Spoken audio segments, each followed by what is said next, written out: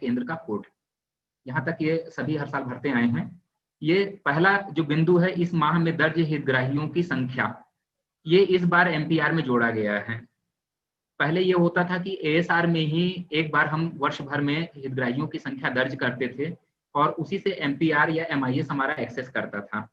परंतु अब इसमें एक ये नया सेक्शन जोड़ा गया है कि इस माह में दर्ज हितग्राहियों की संख्या, चूंकि हर महीने हितग्राहियों की संख्या कम या ज्यादा होती रहती है, नवीन हितग्राही हमारे दर्ज होते हैं, कुछ हितग्राही हमारे बाहर होते हैं, तो इसलिए जिस रिपोर्टिंग माह में ये भरना है हमको, उस माह में जितनी भी हमारी गर्भवती महिलाएं हैं, धात्री महिलाएं हैं और 6 माह से 0 से 6 वर्ष तक के जो बालक बालिकाओं की जानकारी है, इसमें उसको भरना है और ये जातिवार हमको भरना है।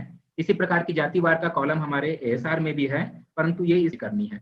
इसमें अनुसूचित जनजाति, अनुसूचित जाति, पिछड़ा वर्ग, अन्य और उनका योग, इसमें संभवतः किसी को भी कोई समस्या नहीं होगी और बालक बालिका वार इसमें अलग अलग जानकारियां दर्ज करनी है।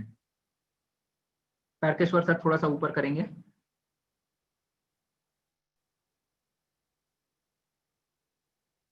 दूसरा बिंदु हम पिछले एमपीआर में भी भरते आए हैं, माह के दौरान जन्म, मृत्यु और नए पंजीकरण का विवरण। इसमें कुछ चीजों को विस्तार दिया गया है। पहला बिंदु है इसमें पंजीकृत गर्भवती महिलाओं की संख्या। पंजीकृत गर्भवती महिलाओं की संख्या का आशय है कि इस माह में रिपोर्टिंग मंथ में कितनी नवीन गर्भवती महिलाएं हमने चिन्हित की है। इसमें कुल गर्भवती महिलाओं की संख्या दर्ज नहीं करनी है, बल्कि रिपोर्टिंग मंथ में जो नवीन गर्भवती महिलाओं को हम पंजीयन करेंगे उसकी जानकारी हमको इस माह में भरनी है और उसके पश्चात अप्रैल से इस माह तक की जानकारी। तो ये संचयी जानकारी होगी। पहली जानकारी जो है वो केवल रिपोर्टिंग मंथ की होगी और अगले कॉलम में जानकारी अप्रैल से इस माह तक। अप्रैल से इस माह तक जानकारी से तात्पर्य यह है कि इस माह की रिपोर्टिंग की जानकारी भी अप्रैल से लेकर अभी तक में योग में शामिल होगी।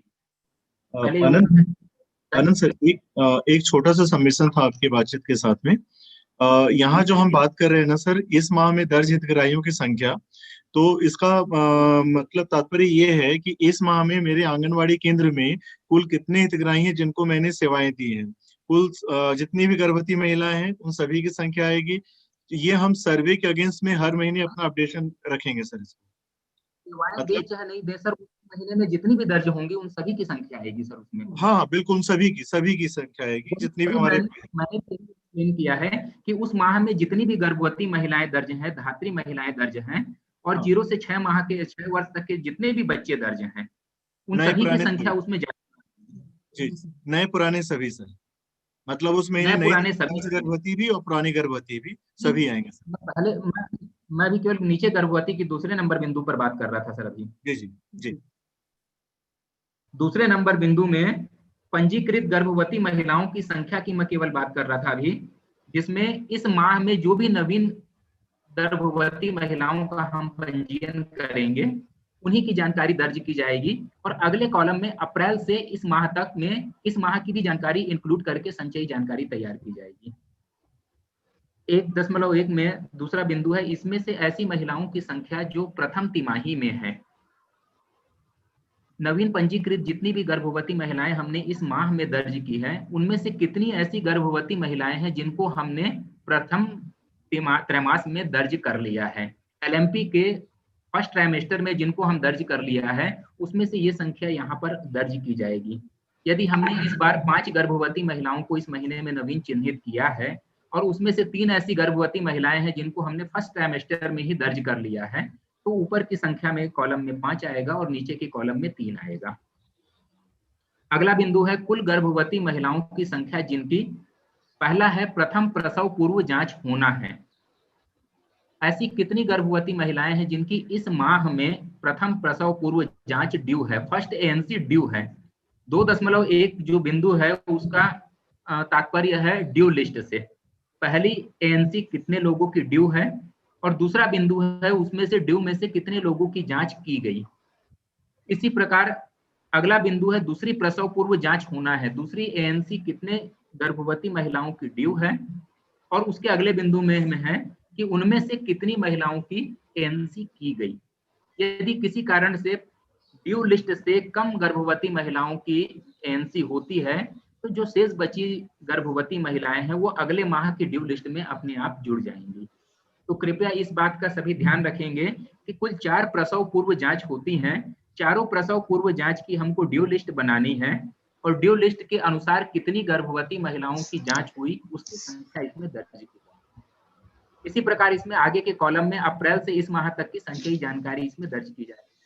जैसा कि अभी कार्य योजनाओं का निर्माण हुआ और डायरेक्टर मैडम का भी फोकस ये है कि गर्भवती महिलाओं की संख्या और एएनसी जो है स्वास्थ्य विभाग और महिला बाल विकास के आंकड़ों में पर्याप्त अंतर है, तो इसकी ट्रैकिंग के लिए ये प्रत्येक स्तर पर छोटे छोटे बिंदु इसमें रखे गए हैं।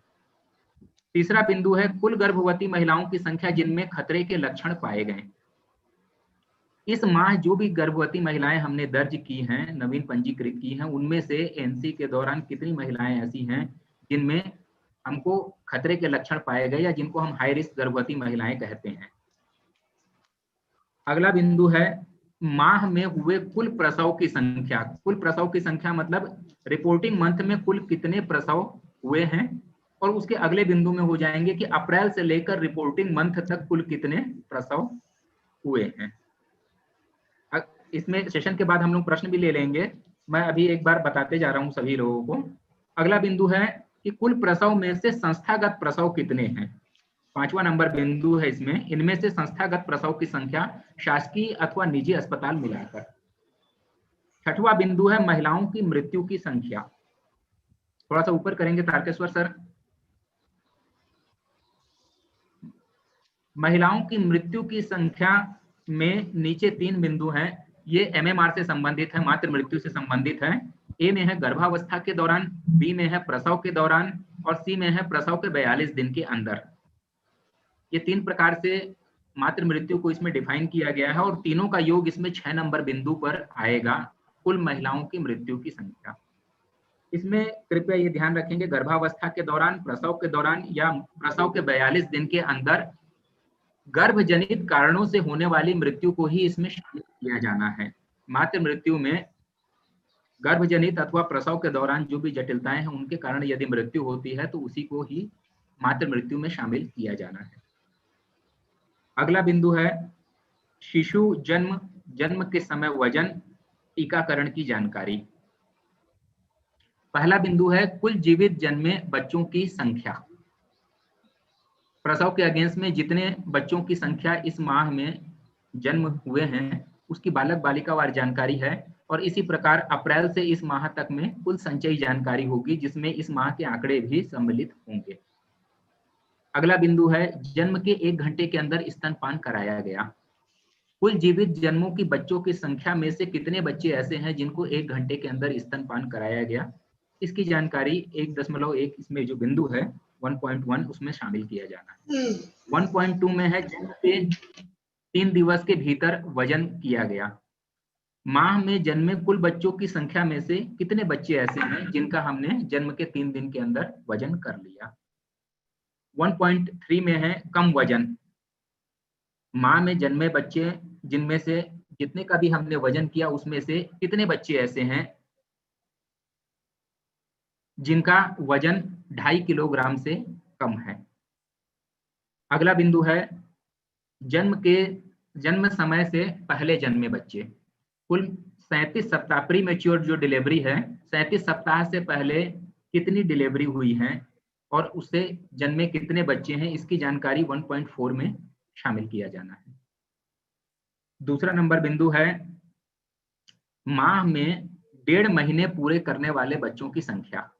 इसमें 1.5 माह पूरा करने वाले लिखा हुआ है, जिसमें यह है कि इस महीने 1.5 माह कितने बच्चों ने 1.5 माह की आयु पूरी की, और उनमें से 1.5 माह तक की आयु के सभी टीके लग चुके हैं।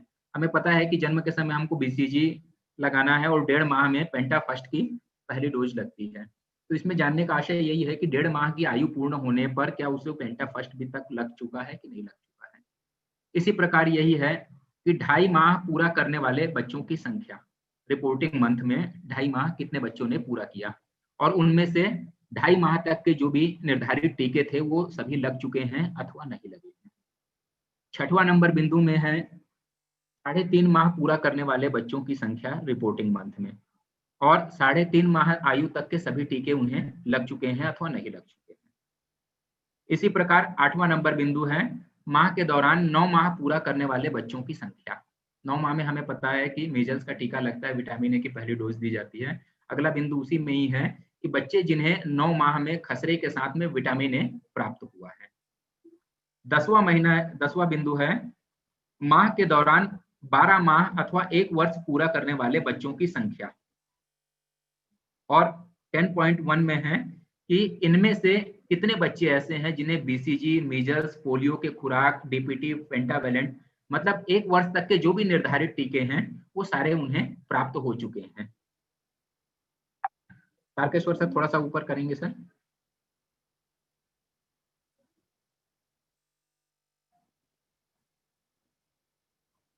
तारकेश्वर सर स्लाइड को थोड़ा सा ऊपर करेंगे सर।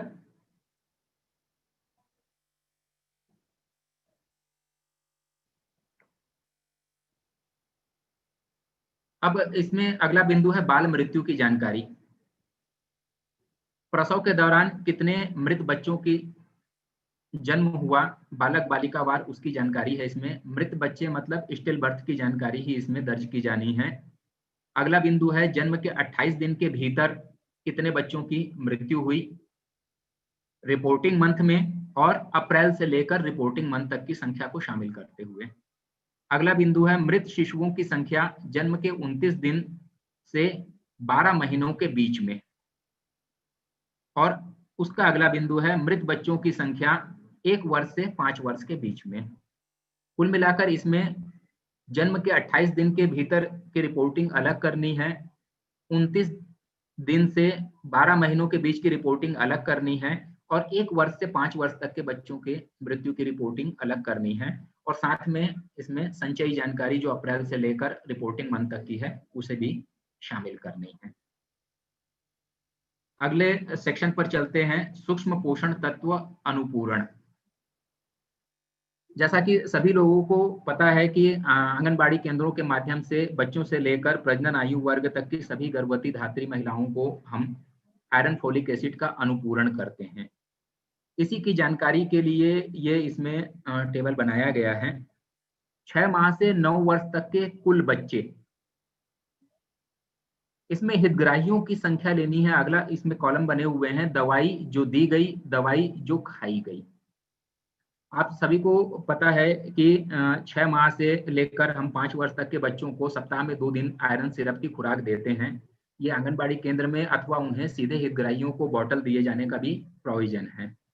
तो इसमें 6 माह से 9 वर्ष तक के कुल बच्चों में से कितने बच्चे ऐसे हैं जिनको 8 से 10 खुराक की दवाई दी गई, और उनमें से कितने बच्चों द्वारा 8 से 10 खुराक का सेवन किया गया। इसी प्रकार 9 माह से 12 माह तक के कुल बच्चों की संख्या जिन्हें हमने दवाई दिया, और उनमें से कितने लोगों द्वारा दवाई का सेवन किया गया। यही सेम कॉलम है, 1 वर्ष से 2 वर्ष तक के कुल कितने बच्चे ऐसे हैं जिन्हें हमने आयरन की सिरप प्रदाय की, और उनमें से कितने बच्चों द्वारा दवाई का सेवन किया गया। 2 वर्ष तक के से 5 वर्ष तक के बच्चों के लिए भी यही जानकारी हमें दर्ज की जानी है। 6 वर्ष से 10 वर्ष तक के जो जानकारी है उसमें केवल हमें शाला त्यागी बच्चों की ही जानकारी दर्ज की जानी है, क्योंकि 6 वर्ष से जब स्कूलों में बच्चे दर्ज हो जाते हैं तो उन्हें स्कूल शिक्षा विभाग ये दवाइयां देता है, परंतु जो बच्चे ड्रॉप आउट हैं उनकी जिम्मेदारी महिला बाल विकास को दी गई है। तो 6 वर्ष तक से 10 वर्ष तक के कुल शाला त्यागी कितने बच्चे हैं, और उनमें से कितने बच्चों को दवाइयां हमने दी, और उनमें से कितने बच्चों द्वारा दवाइयां ली गई। 6 वर्ष से लेकर आगे जो बच्चों को दवाइयां दी जाती है वो सप्ताह में 1 टेबलेट दी जाती है। इसीलिए इसमें यहाँ पर लिखा हुआ है 4 से 5 पिंक गोली, यदि 4 सप्ताह महीने में आते हैं तो 4 गोली, और यदि 5 सप्ताह होते हैं तो 5 गोली। तो 4 से 5 गोलियां उनको दी जानी है, और उनमें से 4 से 5 गोलियों में से कितनी गोलियों का सेवन उनके द्वारा किया गया, उन बच्चों की संख्या इसमें दर्ज की जानी है। इसी प्रकार किशोरी बालिकाओं की जानकारी भी स्कूल शिक्षा विभाग द्वारा जो है उन्हें आयरन का सप्लीमेंटेशन किया जाता है, परंतु जो शाला त्यागी किशोरी बालिकाएं हैं उनका विभाग द्वारा किया जाता है। शाला त्यागी किशोरी बालिकाओं में से 11 से 14 वर्ष तक की कितनी हितग्राही ऐसे हैं जिनको 4 से अधिक गोलियां दी गई?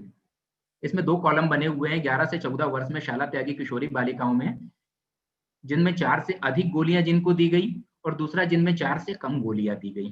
तो कितने हितग्राही ऐसे हैं शाला त्यागी किशोरी बालिकाओं में से जिनको 4 से 5 नीली गोली माह में दी गई, और 4 से 5 नीली गोली में से कितनी ऐसी किशोरी बालिकाएं हैं जिनका इनके द्वारा सेवन किया गया?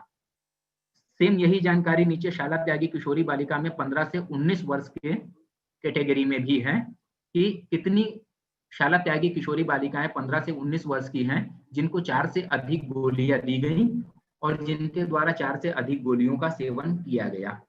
और दूसरा बिंदु में है कि 4 से कम गोलियां कितने को दी गई और 4 से कम गोलियों का सेवन कितने द्वारा किया गया।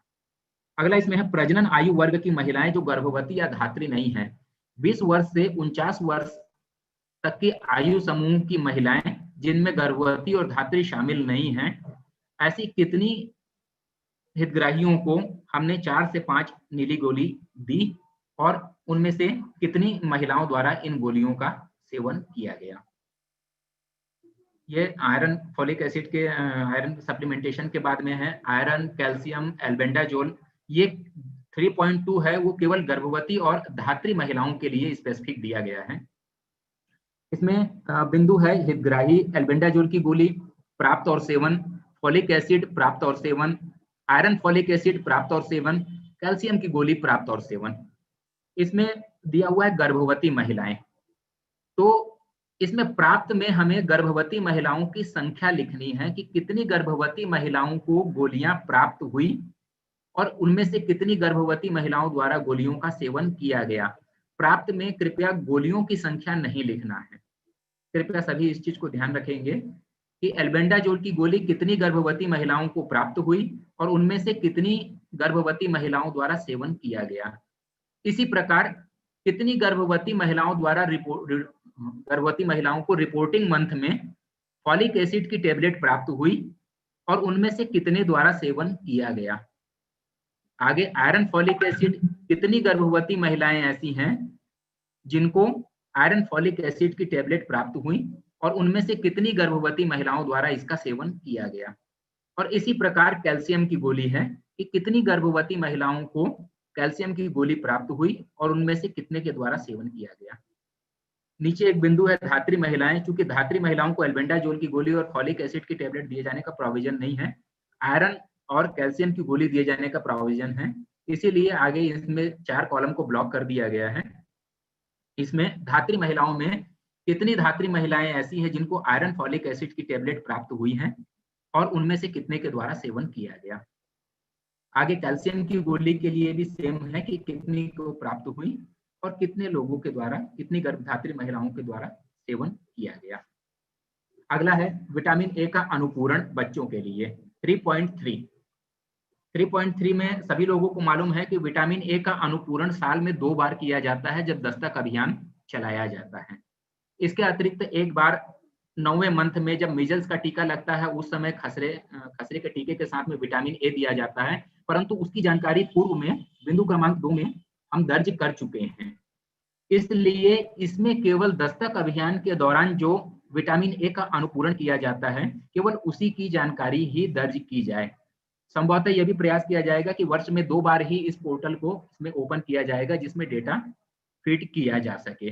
शेष मंथ में ये ब्लॉक्ड रहेगा क्योंकि बहुत सारी इसमें गलत सलत जानकारियां हर महीने कार्यकर्ताएं भर देती हैं, जबकि इसमें केवल दस्तक अभियान के दौरान जो विटामिन ए का अनुपूरण वर्ष में 2 बार किया जाता है 6-6 माह के अंतर में, केवल उसी महीने में ही ये रिपोर्टिंग की जानी है। उसके अतिरिक्त माहों में इसकी रिपोर्टिंग कृपया नहीं की जाए। अगला बिंदु है कृमिनाशन सेवन बच्चों एवं किशोरियों हेतु। कृमिनाशन सेवन भी वर्ष में एक बार राष्ट्रीय कृमिनाशक दिवस के दौरान ये कृमिनाशन किया जाता है, जब डीवर्मिंग डे हम मनाते हैं, और डीवर्मिंग डे के 10-15 दिन के अंदर हम उसका एक मॉप अप राउंड चलाते हैं। केवल ये 2 अवधि में ही केवल एल्बेंडाजोल की गोलियों की जानकारी इसमें दर्ज की जाए, वर्ष भर इसमें जानकारियां दर्ज नहीं की जानी है। 1 से 2 वर्ष के बच्चे, 2 से 5 वर्ष के बच्चे, 6 से 10 वर्ष के शाला त्यागी बच्चे और शाला त्यागी किशोरी बालिकाओं, इसमें उन बच्चों की संख्या या बालिकाओं की संख्या दर्ज की जानी है जिन्हें डीवर्मिंग डे के दौरान या मापअप डे के दौरान एल्बेंडाजोल की गोलियां प्रदाय की गई या जिनका कृमि नाशन किया गया। तो ये सेक्शन 1 से लेकर 3 तक के इसमें बिंदुओं में यदि किसी के भी कोई क्वेरी हो या कोई भी प्रश्न हो तो वो सादर आमंत्रित हैं, कृपया आप अपने प्रश्न पूछ सकते हैं।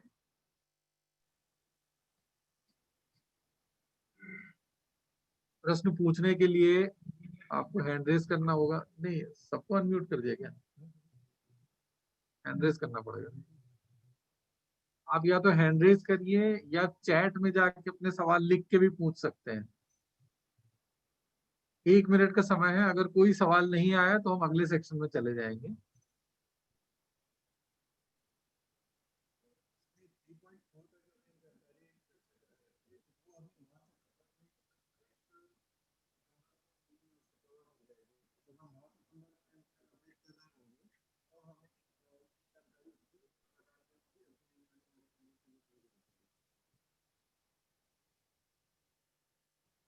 कोई सवाल नहीं आया अभी तक।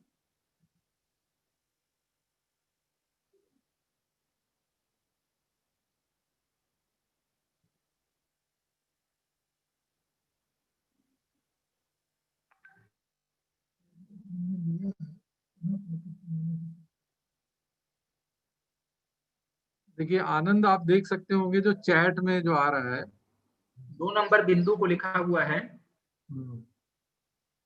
एक प्रश्न आया है सर, 2 नंबर। हाँ, 2 नंबर बिंदु समझा दीजिएगा। और उसके ऊपर एक जो और बड़ा इंटरेस्टिंग जो लिखा है, परियोजना बड़ौद से, कि सर पढ़ तो हमने लिया है, पढ़कर पुनः पढ़कर सुनाने से क्या फायदा। तो परियोजना बड़ौद, आप ये बता दें कि आपको किस तरह से आपको मतलब समझना है। ठीक है, मतलब हम तो इसलिए पढ़ रहे हैं जिससे चर्चा की जा सके। तो अगर बिना पढ़े चर्चा की जा सकती है तो आप बता दें कैसे हो सकती है वो।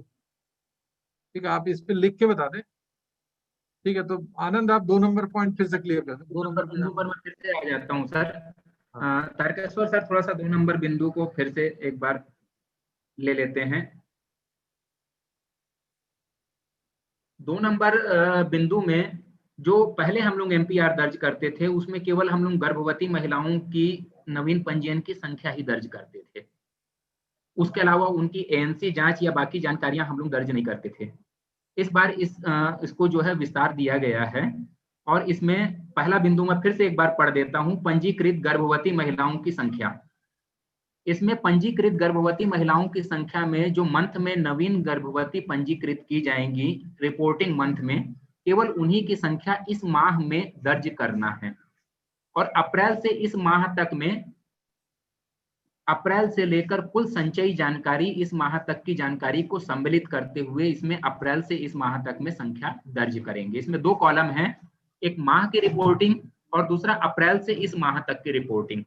माह में केवल नवीन पंजीकृत महिलाओं की संख्या ही दर्ज करेंगे और अप्रैल से इस माह तक में उन संख्या को शामिल करते हुए अप्रैल से लेकर अभी तक जितनी भी गर्भवती महिलाओं की हमने नवीन पंजीयन किया है जानकारी हम इसमें संचयी रूप से दर्ज करेंगे। नवीन पंजीकृत महिलाओं में से कितनी महिलाएं ऐसी हैं जो प्रथम तिमाही में हमने दर्ज कर ली है। 1.1 पे वो आएगा कि नवीन पंजीकृत में से कितनी महिलाएं ऐसी हैं जिनको हम फर्स्ट ट्राइमेस्टर में ही दर्ज कर चुके हैं। आगे 2.1 से लेकर 2.8 तक में एएनसी चेकअप्स की जानकारी है, जिसमें यह है कि फर्स्ट एएनसी कितने की होनी है और 2.2 में है उनमें से कितने की फर्स्ट एएनसी हुई। 2.3 में है दूसरा प्रसव पूर्व जांच कितने का होना है और 2.4 में है दूसरा प्रसव पूर्व जांच उनमें से कितने का हुआ। 2.5 में है तीसरी एएनसी कितने की होनी है और उनमें से कितने की थर्ड एएनसी हुई और इसी प्रकार चौथी एएनसी कितने की होनी चाहिए थी और उनमें से चौथी एएनसी कितने की हुई। केवल ये 4 बिंदु है 2.1 से 2.8 तक, जिसमें पहला है ड्यू लिस्ट कितने की है और दूसरा उनमें से कितने की एएनसी हुई। तीसरा नंबर बिंदु है इसमें कुल गर्भवती महिलाओं की संख्या जिनमें खतरे के लक्षण पाए गए। माह के दौरान जो पंजीकृत गर्भवती महिलाएं की संख्या है, उनमें से कितनी ऐसी महिलाएं हैं जिनमें खतरे के लक्षण पाए गए हैं या जिनको हम हाई रिस्क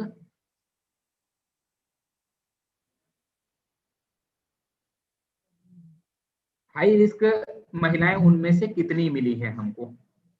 तीसरे नंबर बिंदु में हाई रिस्क की जानकारी हमको दर्ज करनी है। चौथे नंबर बिंदु में महीने में कुल कितने प्रसव हुए हैं। चौथे नंबर बिंदु में कुल महीने में कितने प्रसव हुए हैं, उस महीने की जानकारी भरनी है और आगे संचयी जानकारी भरनी है। कुल प्रसव में से कितने संस्थागत प्रसव हुए हैं, उनकी जानकारी इस माह में भरनी है और संचयी जानकारी भी हमको भरनी है। और इसी प्रकार छठवें नंबर बिंदु में महिलाओं की मृत्यु की जानकारी भरनी है, जिसमें गर्भावस्था के दौरान, प्रसव के दौरान और प्रसव के 42 दिन के भीतर कुल 3 इसमें कॉलम बने हुए हैं। तीनों का योग हमको 6 नंबर बिंदु में भरना है। दूसरा कुछ चैट्स आ रहे थे इसमें, मैं देख रहा था कि ये पहला नंबर बिंदु के लिए पूछ रहे हैं दर्ज हितग्राहियों की संख्या। तो पहले नंबर बिंदु में मैं ये बता दूं कि दर्ज हितग्राहियों की संख्या मतलब माह में कुल दर्ज हितग्राहियों की संख्या है, जिसमें नवीन और पुराने सभी शामिल होंगे। उस माह के दौरान हमारे कितने ऐसे हितग्राही हैं जिनको हम सेवा दे सकते हैं या सेवा देना चाहते हैं, उन सभी की जानकारी इस माह में दर्ज हितग्राहियों की संख्या में शामिल होंगी। इसके अलावा भी कुछ चैट्स हैं।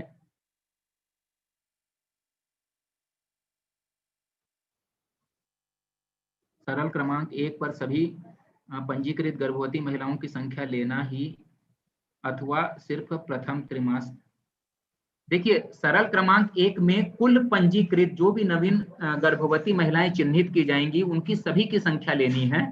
और उसी के नीचे जो अगला बिंदु है 1.1, उनमें से कितनी फर्स्ट ट्राइमेस्टर में हमने दर्ज की, दोनों के लिए पृथक पृथक कॉलम बना हुआ है। ये चैट आया हुआ है, उसका मैं जवाब दे रहा हूं। तो उसमें दोनों के लिए अलग अलग कॉलम बना हुआ है कि कुल दर्ज गर्भवती महिलाएं नवीन पंजीकृत कितनी है और उनमें से फर्स्ट ट्राइमेस्टर की कितनी है। और किसी के कोई प्रश्न हो इसमें? दो लोगों ने हैंड रेज किया, उनको अनम्यूट करो।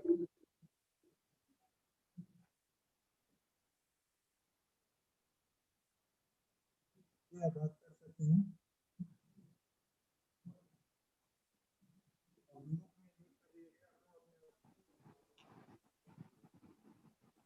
मिहोना रोन। नमस्कार सर, मैं मिहोना रोन भिंड से बात कर रही हूँ। बिंदु क्रमांक 1 में इस माह में दर्ज हितग्राहियों की संख्या का ही सवाल था, पर उसका जवाब अभी आपके द्वारा दे दिया गया है, हमें समझ में आ गया है अच्छे से। Very good, very good. ये परियोजना बड़ौद को जरा अनम्यूट करो, इनसे जरा पूछो, इनने फिर काफी लंबा चौड़ा लिखा है। अच्छा, हाँ चलो, छोड़ो, कोई इम्पोर्टेंट तो नहीं।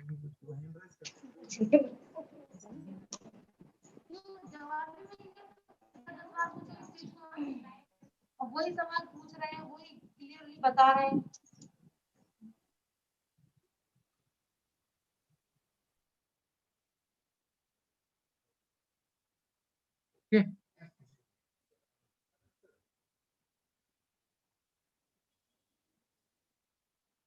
सवाल देखो, नए कुछ आ गए।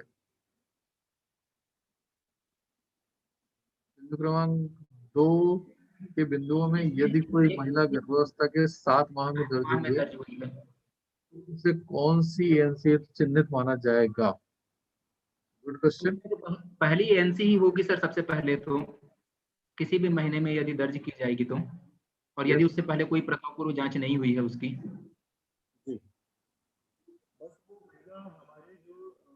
परियोजना डभरा।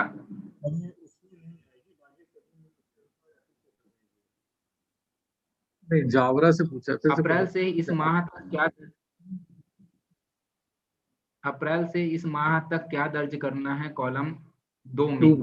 अप्रैल से इस माह तक में कुल जितनी भी जानकारियां हैं, अप्रैल से लेकर जितनी भी संख्या है, उसका योग इसमें दर्ज करना है, जिसमें इस माह की जानकारी भी सम्मिलित होगी।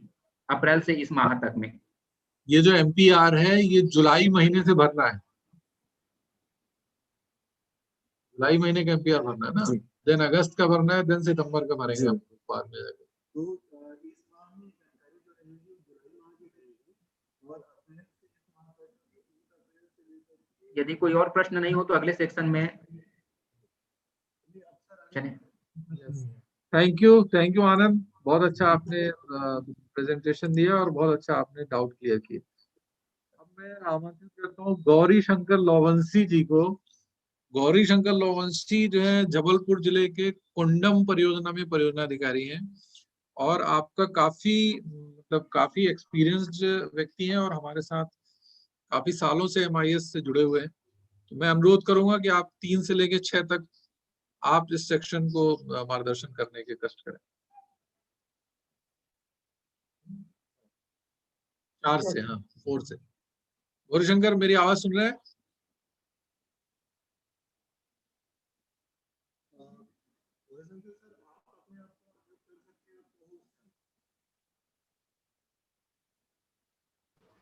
जुड़े हैं कि नहीं जुड़े?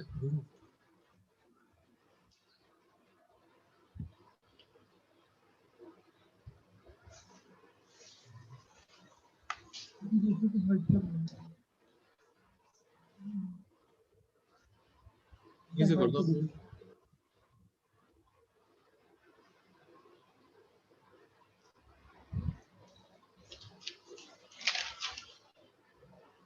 Hello Vanshi ji, carry on.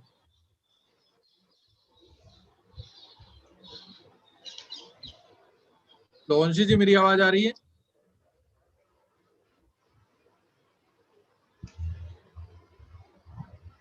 चलो, मुझे लगता है लोवंशी जी से संपर्क नहीं कर रहे। तारकेश्वर, तुम ये सेशन ले लो 4 नंबर से।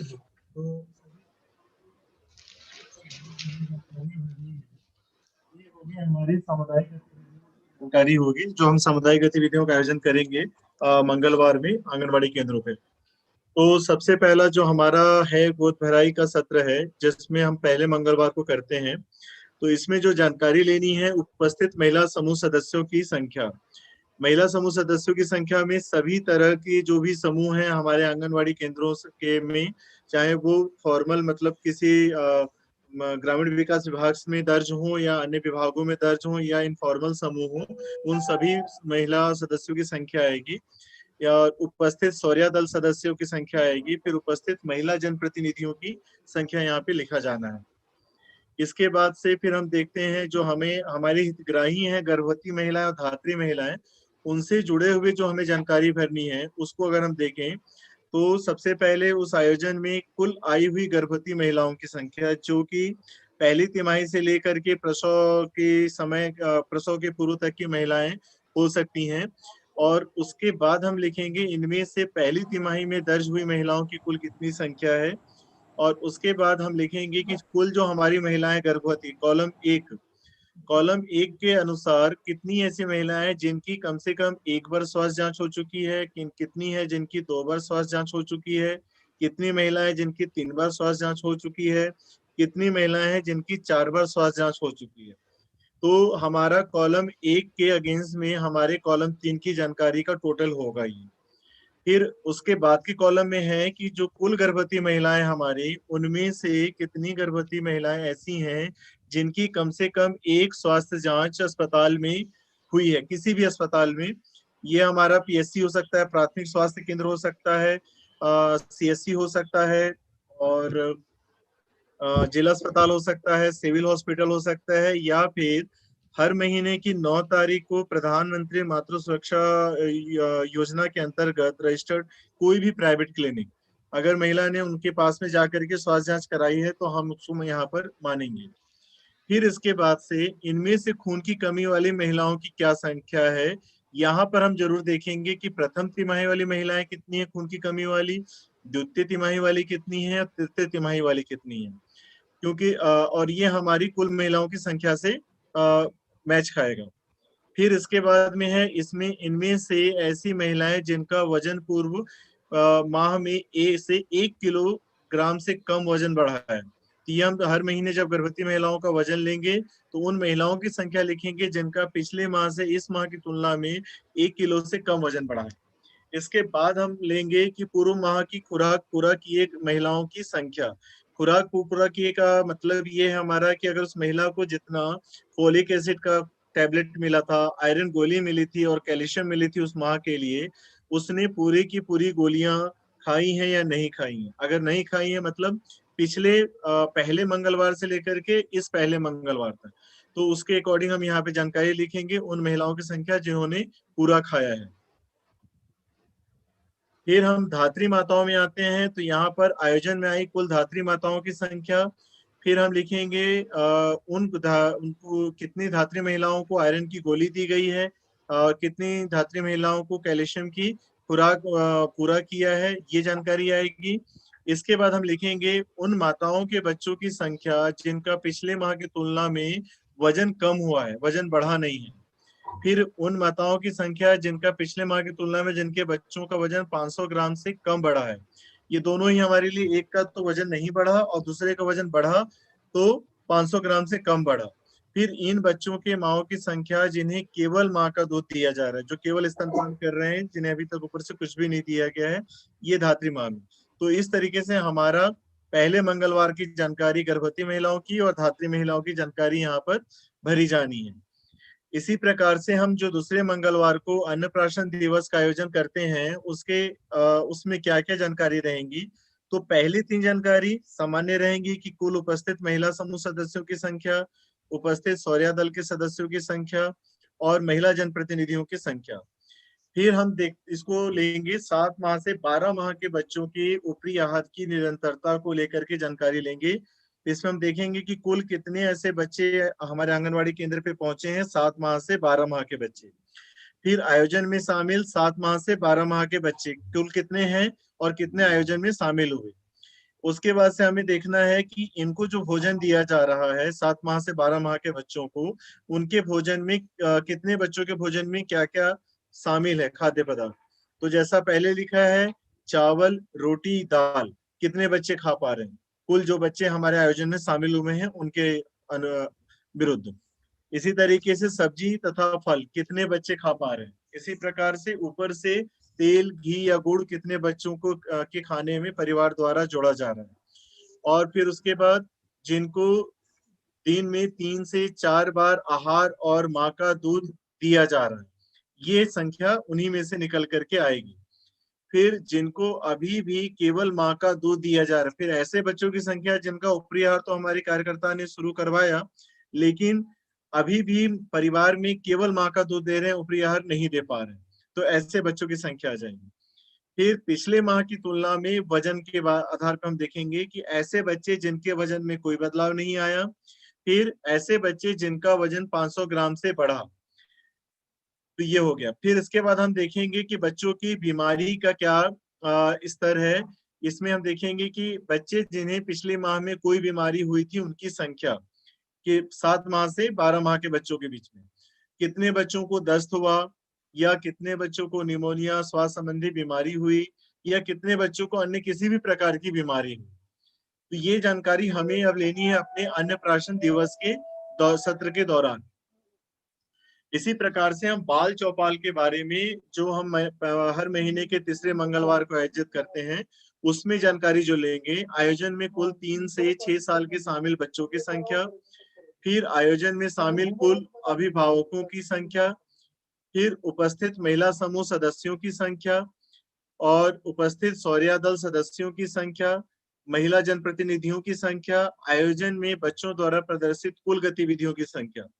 यहाँ पर जैसा कि गौरी सर इसको और चर्चा करते तो बता भी पाते इसको अच्छे से, कि अगर गौरी सर अगर आ चुके हैं तो फिर आप इसको कंटिन्यू कीजिएगा सर। जैसे ही आप आ जाएंगे तो मैं इसको डिसकंटिन्यू कर दूंगा, आप वहां से फिर इसको टेकअप कर लीजिए।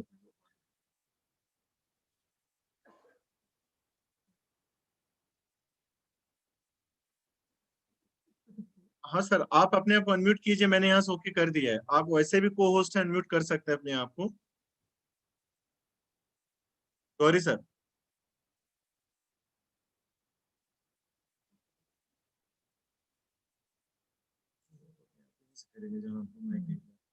सर जहाँ पे म्यूट या अनम्यूट लिखा हुआ है, जहाँ से स्पीकर माइक का निशान बना हुआ है ना, उसको क्लिक कीजिए सो दैट आप वहां से अपने आप को अनम्यूट कर पाएंगे।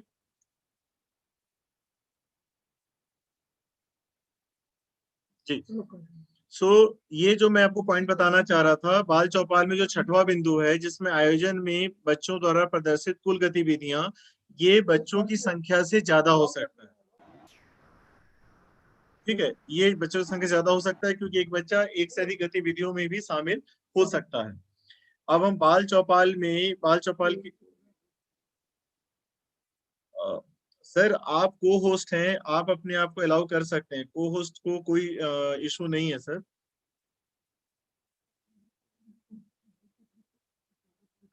नहीं, मैं तो आज के ही पूछ सकता हूँ, पूछ ही सकता हूँ, कोई और भी नहीं है और कुछ नहीं कर सकता।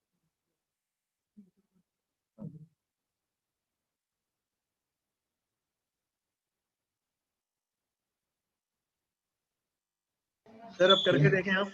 हाँ, हो गया। जी सर, नमस्कार, आवाज आ रही सर?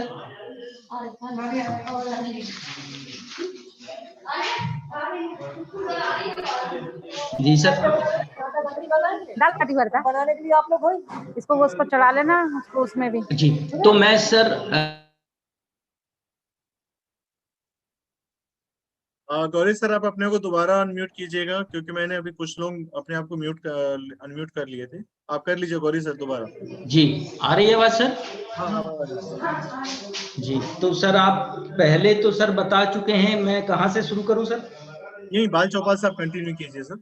अच्छा सर, बाल चौपाल में जो है बाकी का आयोजन में शामिल 3 से 6 वर्ष के बच्चे होते हैं। उपस्थित महिला समूह सदस्यों की संख्या, इसमें यदि कोई पुरुष भी समूह का सदस्य में मतलब सदस्य आते हैं तो हम समूह दोनों टाइप के रहते हैं, क्योंकि बहुत सारे आजीविका के या दूसरे वन समिति के जो समूह रहते हैं उसमें पुरुष भी रहते हैं, तो हम उनको भी ध्यान में रखेंगे कि वो भी क्या इसमें शामिल हुए हैं। इसी प्रकार से महिला जनप्रतिनिधियों की संख्या की जो बात हम कर रहे हैं, तो जनप्रतिनिधि भी कई और भी क्षेत्र के रहते हैं। पंचायती राज के अलावा यदि आपके मंडी सदस्य हों, आपके सहकारिता के चुने हुए सदस्य हैं, या आपके जल उपभोक्ता सिंचाई के सदस्य हैं, क्योंकि कुछ जिले में तो होशंगाबाद जैसे जिले में तो सिंचाई के जो सदस्य रहते हैं चुने हुए प्रतिनिधि, उनकी बहुत ज्यादा समाज के अंदर में बात रहती है। इसी प्रकार से फिर ये अभिभावकों की संख्या आप जानते हैं, शौर्य दल सदस्यों की संख्या आप जानते हैं। फिर है आयोजन में बच्चों द्वारा प्रदर्शित कुल गतिविधियां, तो इसमें एक बच्चे के द्वारा हो सकता है कि एक से ज्यादा भी गतिविधियां प्रदर्शित की जा सकती होंगी, तो हमें उन एक बच्चे की 2 गतिविधि है तो उन 2 गतिविधियों को भी इसमें जोड़ के रखना। ऐसा हो सकता है कि बच्चे हैं, उससे ज्यादा गतिविधि आपको यहाँ पे दर्शानी पड़ सकती है। अगला फिर एक बाल चौपाल आयोजन में शामिल 1 से 6 वर्ष के बच्चों की जानकारी है। हम जो जन्मदिन मना रहे हैं 1 से 6 वर्ष के बच्चों का, और यहाँ पे सामान्य, कम वजन, अति कम वजन और सेम। यहाँ पे आपको देखना होगा कि जो यहाँ पे पुनः पोषण स्तर बताने का मकसद एक है कि हमारा जो कुपोषण है इस उम्र के बच्चों में बहुत ज्यादा रहता है। जितने भी आयु वर्ग हैं हम देखते हैं कि यहाँ पे बहुत ज्यादा रहता है, 6 महीने से 1 साल में। तो इस कारण से यहाँ पे विशेषकर से पेरेंट्स भी यहाँ पे आते हैं, तो उनके नजर में आ जाए कि हमारे बच्चों की क्या स्थिति है बाल चौपाल के आयोजन में, तो ये विशेषकर से पेरेंट्स भी वहां पे तुलनात्मक रूप से जुड़ जाएंगे। फिर है आपके निर्धारित थीम अनुसार गतिविधि में भाग लेने वाले बच्चे। ये थीम पहले भी आई हुई है और अभी भी डायरेक्टेड से बोला गया है कि हम पुनः शेयर कर देंगे। इसमें बहुत सारी थीम है जो बच्चों के अनुकूल है, जिसमें आपके पर्यावरण की है, आकार की है, संज्ञानात्मक थीम है, भावनात्मक थीम है, रचनात्मक थीम है, चित्रकारी की बहुत सारी है। तो वो गतिविधियों के बारे में जो थीम है यहाँ पे उनका जिक्र होना है कि 3 से 4 में कितने बच्चे थीम अनुसार शामिल हुए, 4 से 5 के कितने हुए, 5 से 6 के कितने हुए। बच्चे जिनका वजन पिछले माह की तुलना में कम हुआ, इसको हम पंजी क्रमांक 11 का सहारा लेंगे। ये हमको पहले से ही पता है और ये देखेंगे कि उनका वजन पिछले माह की तुलना में कम हुआ है क्या। फिर है बच्चे जिन्हें पिछले माह कोई बीमारी हुई हो, आप जानते हैं दस्त के बारे में है, दस्त सबसे ज्यादा कुपोषण के लिए जवाबदेह बन जाता है। इसी प्रकार निमोनिया और अन्य बीमारी के बारे में। सर थोड़ा ऊपर करें स्क्रीन।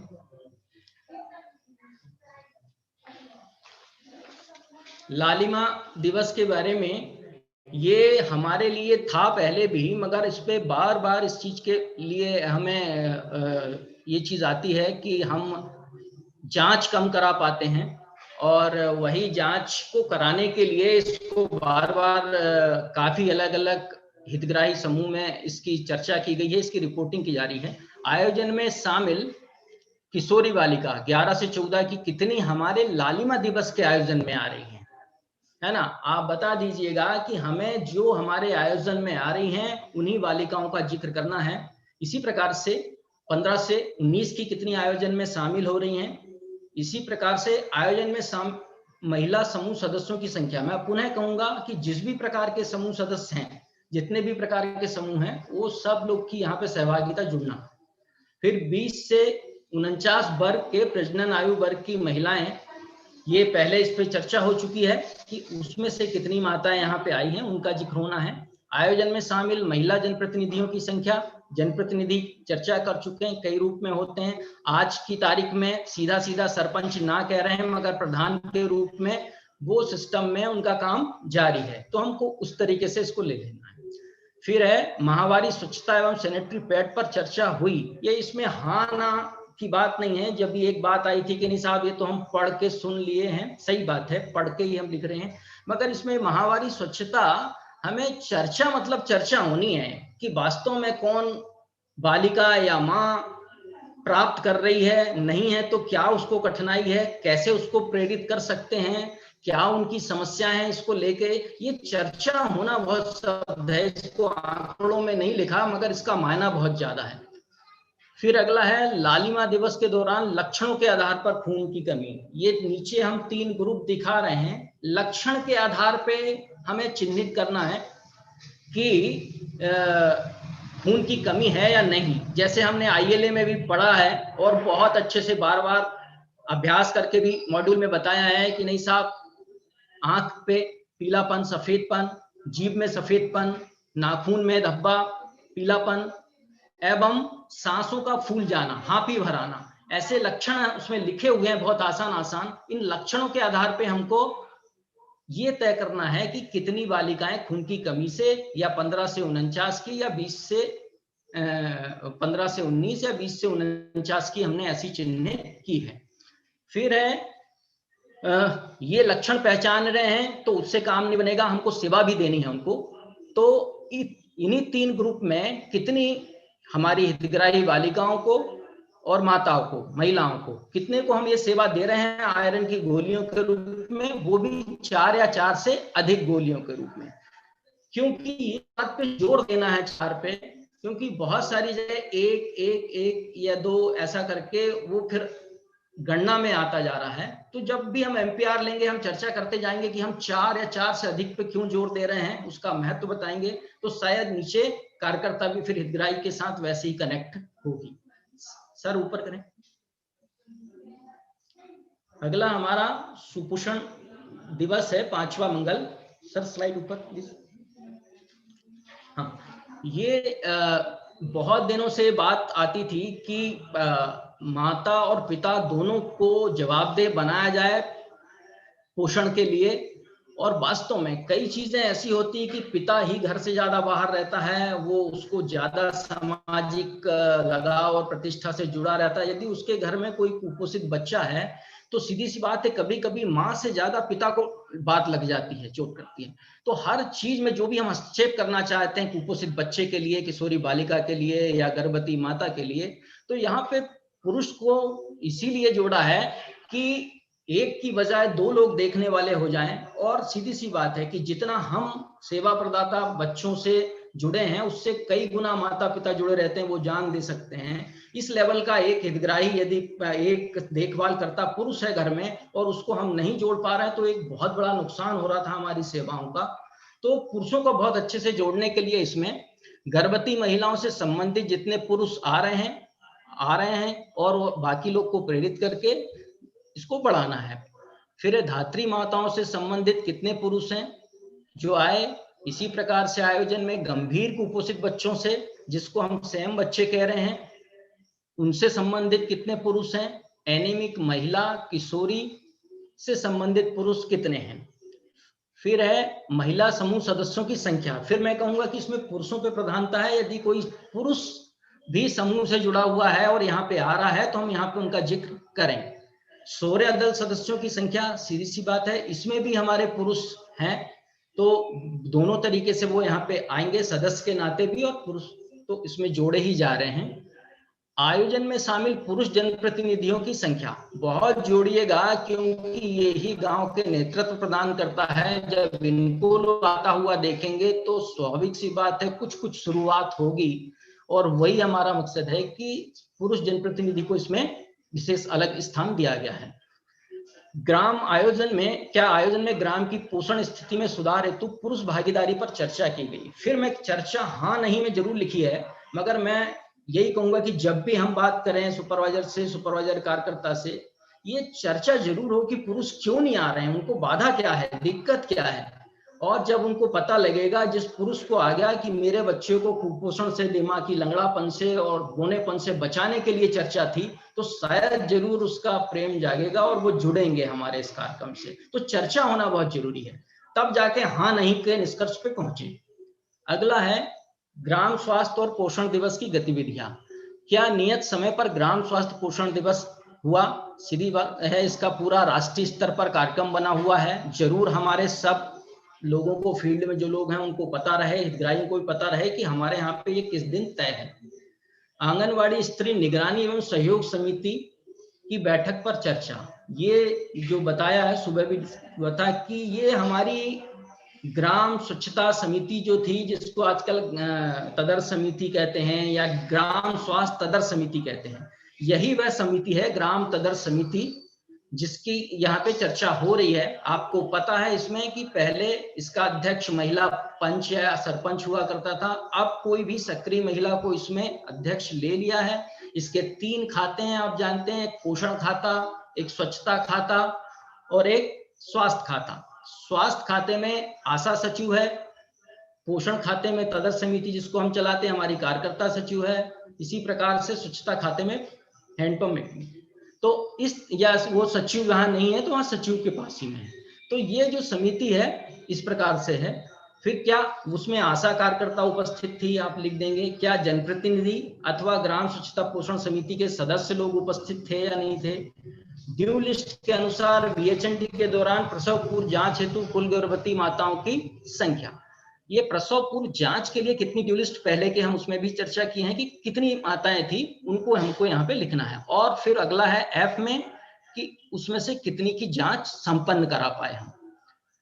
ड्यू लिस्ट के अनुसार G में VHND के दौरान टीकाकरण हेतु कुल बच्चों की संख्या। ये बच्चे यहाँ पे 5 वर्ष तक के, सर ने कहा और हम इस पे बात लेंगे कि जो जिनको बूस्टर डोज मिलना है उनको समाहित करके, क्योंकि 1 वर्ष तक के बच्चों की हम जिक्र ऊपर कर चुके हैं, तो यहाँ पे बूस्टर वाले बच्चे कितने हैं जो कि इस माह के लिए थे और उसमें से कितने को टीका H में हम लिखेंगे कि हुआ। फिर I और J, I में है क्या स्वास्थ्य एवं पोषण परामर्श सत्र का आयोजन किया गया। तो जो पोषण परामर्श है, सीधी सी बात है कि ये सत्र में भी यही हमारे परिवर्तन का बहुत बड़ा आधार है कि यहाँ पे जो सत्र होगा वो खुद लोग अपनी प्रेरणा से या फिर दूसरे के द्वारा किए गए व्यवहार से और आपके बताए हुए जो प्रदर्शन है, कोई ना कोई चीज के प्रदर्शन के आधार पे, डिस्प्ले के आधार पे आप उनको अपना जो बात व्यवहार परिवर्तन के लिए बताना चाहते हैं उसको यहाँ सुनिश्चित करने की बात कही गई है कि सत्र हुआ मतलब सत्र होना चाहिए कि लोगों के लिए व्यवहार परिवर्तन के लिए हम क्या कर पा रहे हैं। फिर है क्या VHND के दौरान मदर्स मीटिंग का आयोजन किया। ये मदर्स मीटिंग आशा लोगों के, जैसे सर ने बताया था कि आशा लोगों के द्वारा कंडक्ट की जाती है, हम जरूर उसमें सहयोग करेंगे, कार्यकर्ता रहेगी, हितग्राही रहेंगे और आशा इसको जरूर करेगी और हम मॉनिटर भी कर सकते हैं क्योंकि उसको इस चीज के लिए इंसेंटिव मिलता है। तो सीधी सी बात है कि वो भी सचेत रहेगी और इसके बहाने हमारी ये मीटिंग का आयोजन भी संपादित हो जाएगा। जी ऊपर करें स्लाइड। लालिमा योजना के बारे में एनीमिया जो है, मैंने कहा है कि ये बहुत महत्वपूर्ण चीज, मगर हमारे यहाँ पे जैसे शुरू में भी बात हुई थी, आनंद बता रहे थे कि रिपोर्टिंग बहुत गलत हो जाती थी, मगर इसको करने के लिए बार बार हम कोशिश कर रहे हैं कि इसकी जांचें हों ताकि जी थोड़ा सा आपको रोकना चाहेंगे सर, क्योंकि कुछ सवाल आ गए हैं जो मंगल दिवस से जुड़े हुए हैं, फिर हम इस पे आ जाएंगे। तो उसमें कुछ सवाल थे जिसको मैं पढ़ रहा हूँ, फिर आप उनको बता भी दीजिएगा। जैसे एक सवाल ये है कि जो आयरन की गोली का वितरण अनुपूरण है, ये मंगल दिवस की जानकारी क्या उसी दिन भरी जाएगी कि माह में पूरे माह के बाद भरी जाएगी? ये तो पूरा मासिक है सर, पूरा मासिक है मंगल दिवस का, तो माह के अंत का ही है सर। बिल्कुल। दूसरा ये था कि जो मंगल दिवस की जानकारी है, क्या जुलाई अगस्त में भरी जाएगी? ये सर आप अप्रैल से है हमारा पूरा का पूरा, काफी कुछ चीजों में तो भरा जाना चाहिए रिकॉर्ड है। तो नहीं सर, क्योंकि अभी सामुदायिक आयोजन की कोई आदेश नहीं है संचालनालय से, तो जब तक के फील्ड में सामुदायिक आयोजन के आदेश नहीं जाते तब तक तो सामुदायिक आयोजन नहीं होगा। तो हम उसकी जानकारी को निरंतर हाँ वो तो सही है। हाँ, जब यहाँ से आदेश किया जाएगा, कुछ ने माह सितंबर के लिए भी पूछा हुआ है, तो जब यहाँ से आदेश किया जाएगा कि उसको आयोजन किया जाना प्रारंभ करना है, तो फिर निश्चित तौर पे जानकारी उस समय से। हाँ, अभी आंगनवाड़ियों को भी हमने पूरी तरह से खोलने के यहाँ से आदेश जारी नहीं हुए हैं, तो जब होगा तब हम उसकी जानकारी भरना स्टार्ट करेंगे। जी, एक जगह और था सर कि एक ये ICDS प्रोजेक्ट जबलपुर से है जी। इसमें है कि खून की कमी की जो चिन्हित है, जो हमारे इसमें हमने लिखा था ये लालिमा दिवस में खास तौर पे, तो इसमें हम उन्हीं हितग्राहियों के बारे में संख्या में लिखेंगे जो हितग्राही उस दिन हमारे आंगनवाड़ी केंद्र पे लालिमा दिवस में शामिल हुए हैं। जी बिल्कुल और उनमें भी हम उन लक्षणों के आधार पे करेंगे, ना कि खून की जांच करवा के। लक्षण के आधार अभी हम इसको और MPR में भी खोल देंगे, जिसमें हम देखते हैं आंखों के नीचे का फीकापन होना, होठ के अंदर के निचले होठ के अंदर में फीकापन होना, सफेदी ज्यादा दिखना, हमारी जो हथेलियां हैं सामने से उनके उसमें फीकापन ज्यादा होना दूसरे हाथ के कंपेयर में, और नाखूनों में सफेदी होना। ये जो चार हमारे जो लक्षण हैं खून की कमी पहचान के, उसके आधार पे कितने हितग्राहियों में हमें खून की कमी दिखी है, उनकी यहाँ पर संख्या हमें लिखनी है, न कि खून की जांच करके। अब जो अलवंशी सर आगे बात करेंगे लालिमा अभियान में, वहां पर जरूर हमें जांच वाली बात करनी होगी। तो मैं अब गौरी सर से रिक्वेस्ट करूंगा कि आप आगे कंटिन्यू करें सर। Thank you sir. लालिमा योजना में जैसे हम बात कर रहे हैं कि जांच है, हम जांच के लिए इसमें अलग अलग ग्रुप बने हुए हैं जिनकी हमको की जांच करवाना है 6 माह से 5 वर्ष के बच्चे। अब ये इसमें पहले ये जान लें कि पहले वाले MPR में हमारी थोड़ी स्पष्टता कम थी, अब बहुत स्पष्ट है कि पहले एक जुड़ा हुआ अप्रैल से अब तक आता था कि कितने बच्चों की जांच की गई। इस बार ये अच्छा है कि इसी माह में, रिपोर्टिंग माह में जितनी हमने जांच की है केवल उसी का स्तर हमको बताना है। हमारी आंगनबाड़ी में 0 से 5 के 40 बच्चे हैं, मगर हमारे यहाँ पे जांच 10 बच्चों की हुई है, तो इस माह में केवल हमें 10 ही बच्चों का स्टेटस यहाँ पे देना है।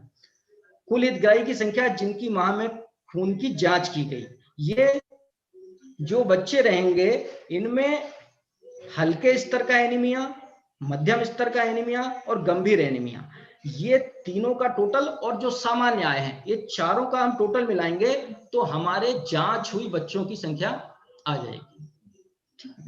इसी प्रकार से 6 से 10 वर्ष के बच्चों में भी यही है कि हमको इन तीनों प्रकार का एनीमिया जो बताया है उसमें जो पहचान में आया है उस ग्रुप में उन बच्चों की संख्या यहाँ पे लिखना है। 11 से 14 वर्ष की साला त्यागी बालिकाएं यदि हैं तो उनका यहाँ पे वर्गीकरण आएगा। 11 से 14 की साला जाने वाली बालिकाएं हैं, अब ये है कि यहाँ पे भी हमारा था, मगर स्कूल से बात करके, स्वास्थ्य विभाग से बात करके हम लोग कोशिश कर रहे हैं, मगर फिर भी नहीं हो पाता है। फिर भी हमारा ट्राई यही है कि ये ज्यादा से ज्यादा 11 से 14 साल की स्कूल जाने वाली बच्चियां हैं, उनका भी जांच हो जाए।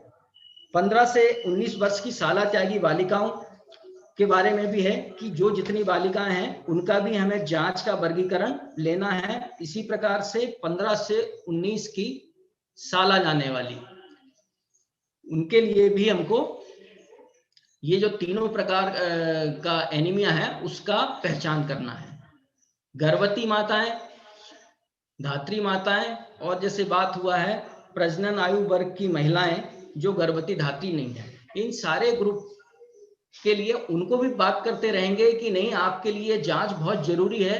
तो जो भी अभी VHND के दिन ही हो पाती है, तो उस VHND के दिन कम से कम ज्यादा से ज्यादा लोग आ जाएं, तो वहां पे ये चीज संपादित हो जाए। जी, और कोई प्रश्न है? जी, एक है कि मध्यम एनीमिया क्या होता है। नॉर्मली अगर हम महिलाओं में देखें तो 11 डेसीलीटर पर HB का जो लेवल है ग्राम है, तो हम उसको एनीमिया मानते हैं। और अगर ये एनीमिया 10 से लेकर के 10.9 तक, मतलब कि 11 तक अगर रहता है तो उसको हम हल्के स्तर की एनीमिया कहते हैं। और 7 से लेकर के ये 9 तक रहता है तो हम उसको मध्यम एनीमिया कहते हैं। 9.9 तक रहता है तो हम उसको मध्यम एनीमिया कहते हैं। और जब 7 से नीचे चला जाता है, 7 ग्राम पर डेसीलीटर HB लेवल हो जाता है खून, हमारे शरीर के खून में, तो हम उसको गंभीर एनीमिया कहते हैं। तो इसको हम कह सकते हैं एनीमिया, देन माइल्ड एनीमिया, और इसको हम कहेंगे सीवियर एनीमिया। आंगनवाड़ी खोलने के संबंध में एक प्रश्न है जी, और ये इसके लिए सर हर केंद्र पे लालिमा दिवस का फ्लैक्स भी मिला है सर, डायरेक्टेड का, जिसमें ये लिखा हुआ है सब ले। जी बिल्कुल। तो अभी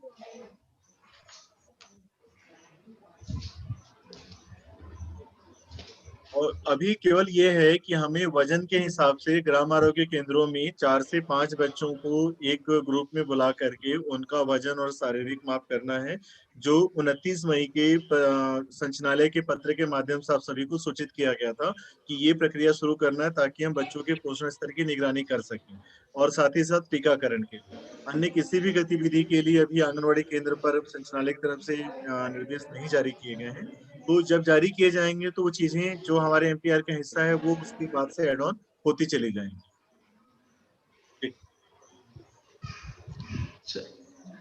सर एक और बता दीजिए कि ये प्रश्न है, आंगनवाड़ी केंद्र खोलना है या नहीं है, स्पष्ट नहीं हो पाया, कृपया दोहराने का कष्ट करें सर।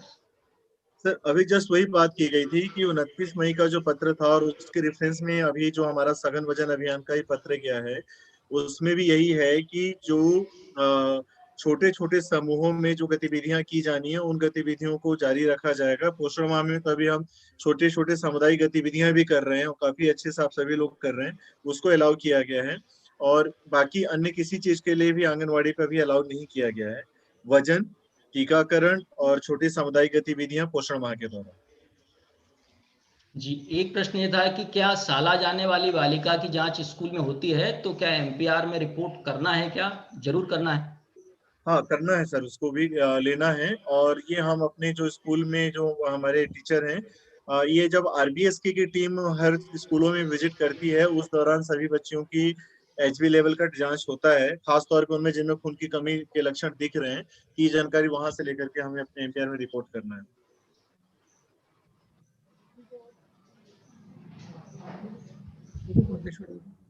अब कोई प्रश्न नहीं है सर, आगे बढ़ सकते हैं सर।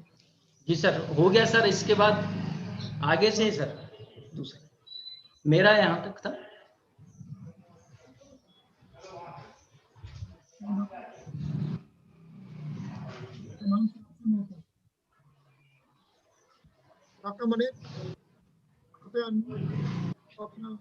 मनोज सर आप वो होस्ट हैं, आप अपने को अनम्यूट कर सकते हैं। Thank you sir. नमस्कार सर। सर किशोरी बालिका योजना में 11 से 14 वर्ष तक की साला त्यागी किशोरी बालिकाओं की जानकारी है इसमें। तो जैसा कि सुबह भी बात हो रही थी, अगर किसी केंद्र में किस एज ग्रुप की बालिकाएं नहीं है, तो ये सारी जानकारी जो कॉलम नंबर 7 की है वो निरंक रहेगी। लेकिन अगर उसमें आंगनबाड़ी केंद्र में 11 से 14 वर्ष तक की साल के आगे वाली बच्चियां हैं तो जानकारी एमपीआर में इस प्रकार से भरी जाएगी। 11 से 14 वर्ष तक की समस्त सालता की बालिकाओं की कुल संख्या आएगी। फिर बॉडी मास इंडेक्स एक नया इसमें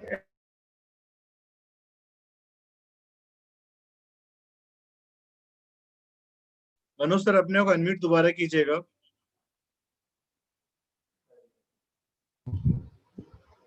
अभी सुबह बात हो रही थी सर कि ये बॉडी मास इंडेक्स का जो फॉर्मूला है वो इस पे एमपीआर पर दर्ज कर दिया जाएगा, जिससे कार्यकर्ता को दिक्कत ना हो, परेशानी ना हो। साथ में ये किस कौन सा ग्रुप में कौन सी बालिका आएगी, इसका भी एक विभाजन कर दिया जाएगा। जैसा कि मैं जानकारी के लिए बता देता हूँ, बॉडी मास इंडेक्स का एक परिभाषा है जिसमें आता है बालिका का वजन किलोग्राम में, जिसमें अपन हाइट का मीटर स्क्वायर से भाग देते हैं तो वो बीएमआई निकल के आता है। जो भी डाटा निकल के आता है उसको फिर हम कैटेगरी में देखते हैं कि किस ग्रेड की बालिका है। जैसे कि 18.5 से अगर बीएमआई कम आता है तो वो अंडरवेट की बालिका मानी जाती है। अगर 18.5 से लेके 24.9 तक बालिका का बीएमआई होता है तो वो नॉर्मल श्रेणी की आती है। इसी तरीके से जब 25 से 29.9 तक अगर बालिका का बीएमआई है तो वो बालिका ओवरवेट की मानी जाती है। अगर बालिका का बीएमआई 30 से ऊपर है तो वो फिर ओबेसिटी में आती है। तो ये जानकारी भी एमपीआर में आगे दर्ज कर दी जाएगी, जिससे कि कार्यकर्ता को दिक्कत ना हो, परेशानी ना हो, और वो कुपोषण का स्तर और सामान्य में है या कुपोषित है तो वो उसकी संख्या वो एमपीआर में कार्यकर्ता आसानी से दर्ज कर सके। तो इस तरीके से हम बॉडी मास इंडेक्स के अनुसार बालिका किस स्थिति में है, कुपोषित या सामान्य या किस ग्रेड की है, उसको हम इसमें संख्या उसको दर्ज कर सकते हैं। अगला है गैर पोषकी घटक, माह में किए गए स्वास्थ्य जांच की स्थिति। अब 11 से 14 साल की जो सालता की बालिकाएं आंगनबाड़ी केंद्र में दर्ज हैं उनकी हमने स्वास्थ्य जांच करी है तो उनकी कुल संख्या आ जाएगी उसके ऊपर। फिर अगर उसमें से कोई गंभीर है बालिका तो उसको हमने अगर बड़े चिकित्सा संस्थान में रेफर किया है तो उसकी संख्या नीचे वाले कॉलम में आएगी। फिर लास्ट वाले कॉलम में माह में शाला शिक्षा से पुनः जोड़ी गई किशोरी बालिकाओं की संख्या। ये मूल उद्देश्य इस किशोरी बालिका योजना का यही है कि जो सालता की बालिकाएं हैं उनको हम किसी न किसी तरीके से पुनः शिक्षा से जोड़ सकें। तो ये तीसरा कॉलम सबसे इम्पोर्टेंट है कि हमने कितनी बालिकाएं ऐसी हैं जो सालता की थी वो हमने पुनः स्कूल से जोड़ा है, तो वो संख्या इस कॉलम में आ जाएगी। तो ये है शिक्षा से पुनः जोड़ी गई किशोरी बालिकाओं की संख्या। इसी तरीके से अब दूसरा है जो परामर्श सत्र के बारे में बात करेंगे। तो किशोरी बालिका योजना में जीवन कौशल शिक्षा से संबंधित समस्त बिंदुओं पर आंगनबाड़ी कार्यकर्ता और पर्यवेक्षकों की प्रशिक्षण पहले पूर्व में डायरेक्टरेट के निर्देशानुसार किया जा चुका है। तो इसमें कई तरीके के सत्र आयोजित किए गए थे जो पुनः आंगनबाड़ी केंद्रों पर आयोजित किए जाने हैं, जिसमें पोषण एवं स्वास्थ्य शिक्षा है। तो ये पूरे माह के दौरान कितने सत्रों का आयोजन आंगनबाड़ी केंद्र पर किया गया, उस सत्रों की संख्या और सत्र में कितनी बालिकाएं उपस्थित रही हैं उनकी संख्या पहले वाले कॉलम में आएगी। फिर दूसरा नंबर है जीवन कौशल शिक्षा। जीवन कौशल शिक्षा से संबंधित कितने सत्र आंगनबाड़ी केंद्र पर आयोजित किए गए, उस सत्रों की संख्या आएगी और सत्र में कितनी बालिकाएं उपस्थित रहीं उन बालिकाओं की संख्या आएगी। मान लीजिए अगर जीवन कौशल शिक्षा के 4 सत्र आयोजित किए गए और 4 में कुल बालिकाओं की संख्या 16 है तो वो संख्या 16 फिर अगले वाले कॉलम में आएगी। सी नंबर पे है सार्वजनिक सेवाओं का तक पहुंच। सार्वजनिक सेवाओं तक पहुंच के मान लीजिए 2 सत्र किए गए तो 2 सत्रों में कुल बालिकाओं की संख्या 6 है तो 6 संख्या फिर उपस्थित किशोरी बालिकाओं की संख्या में आ जाएगी। अगला कॉमिक्स आधार पर प्रशिक्षण, ये सबसे इंपॉर्टेंट बिंदु है जिसपे डायरेक्टरेट के निर्देशानुसार 12 कॉमिक्स प्रशिक्षण सभी का हो चुका है और 12 कॉमिक्स का भी होने वाला है। तो 12 कॉमिक्स जो हैं तो डायरेक्टरेट के निर्देशानुसार हर मंगल को माह में एक मंगल को जो किशोरी बालिका दिवस होता है उस पर कॉमिक्स आधार प्रशिक्षण दिया जाता है। इसमें एक नए विषय पे किशोरियों से चर्चा की जाती है। तो कितने सत्र किए गए वो संख्या आ जाएगी और सत्र में कितनी बालिकाएं उपस्थित थी उन बालिकाओं की संख्या अगले वाले कॉलम में आएगी। इसी तरीके से अगले सत्र में प्रत्येक 3 माह में आयोजित विशेष किशोरी दिवस, सुबह के टाइम पे ये ट्रेनिंग में ये डिसाइड किया गया था ये विशेष किशोरी दिवस जो है वो आयोजित करने की सत्रों की संख्या कितनी है वो उपस्थित रहेंगे। लेकिन इसमें डायरेक्टेड हिस्सा से हो सकता है आगामी समय में एक कौन सा विशेष किशोरी दिवस मनाया जाएगा उस पर एक गाइडलाइन निश्चित कर दी जाएगी कि कौन सा दिवस विशेष किशोरी दिवस के रूप में हम लोग मनाएं। तो वो किशोरी दिवस में कितने सत्र आयोजित किए गए उसकी संख्या आ जाएगी माह में तो साथ में अगले कॉलम में उस सत्र में कितनी किशोरी बालिकाएं उपस्थित थी, उन किशोरी बालिकाओं की संख्या अगले कॉलम में आ जाएगी। तो अगला है किशोरी बालिका समूह सक्रिय है या नहीं। सक्रिय है तो हाँ में 1 और नहीं है तो 0, इस अगले कॉलम बॉक्स में आ जाएगा। समूह में सदस्यों की संख्या, समूह के सदस्य की संख्या जो होगी वो अगले बॉक्स में आएगी। किशोरी बालिकाओं की संख्या जिन्हें सार्वजनिक सेवाओं से अवगत कराने हेतु भ्रमण किया गया। कोई चीज है जो ऊपर है डबलिंग हो रही है, तो कितनी बालिकाओं को हमने सार्वजनिक सेवाओं से जोड़ने हेतु भ्रमण कराया गया था, वही संख्या नीचे आ जाएगी। अब यदि मान लीजिए किशोरी बालिका किसी आंगनबाड़ी केंद्र में जो साला त्यागी बच्चियां हैं 11 से 14 वर्ष की निरंक हैं, तो ये पूरी जानकारी 7 नंबर की यहाँ तक निरंक आ जाएगी, उसमें कुछ भी नहीं भरना है आपको।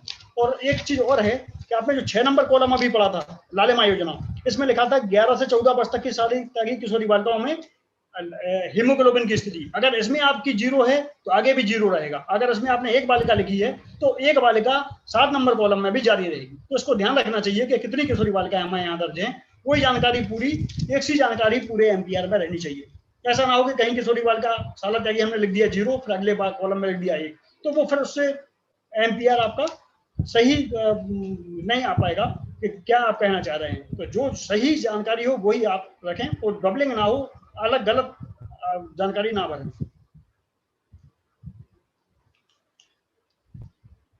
अगला है उदिता योजना।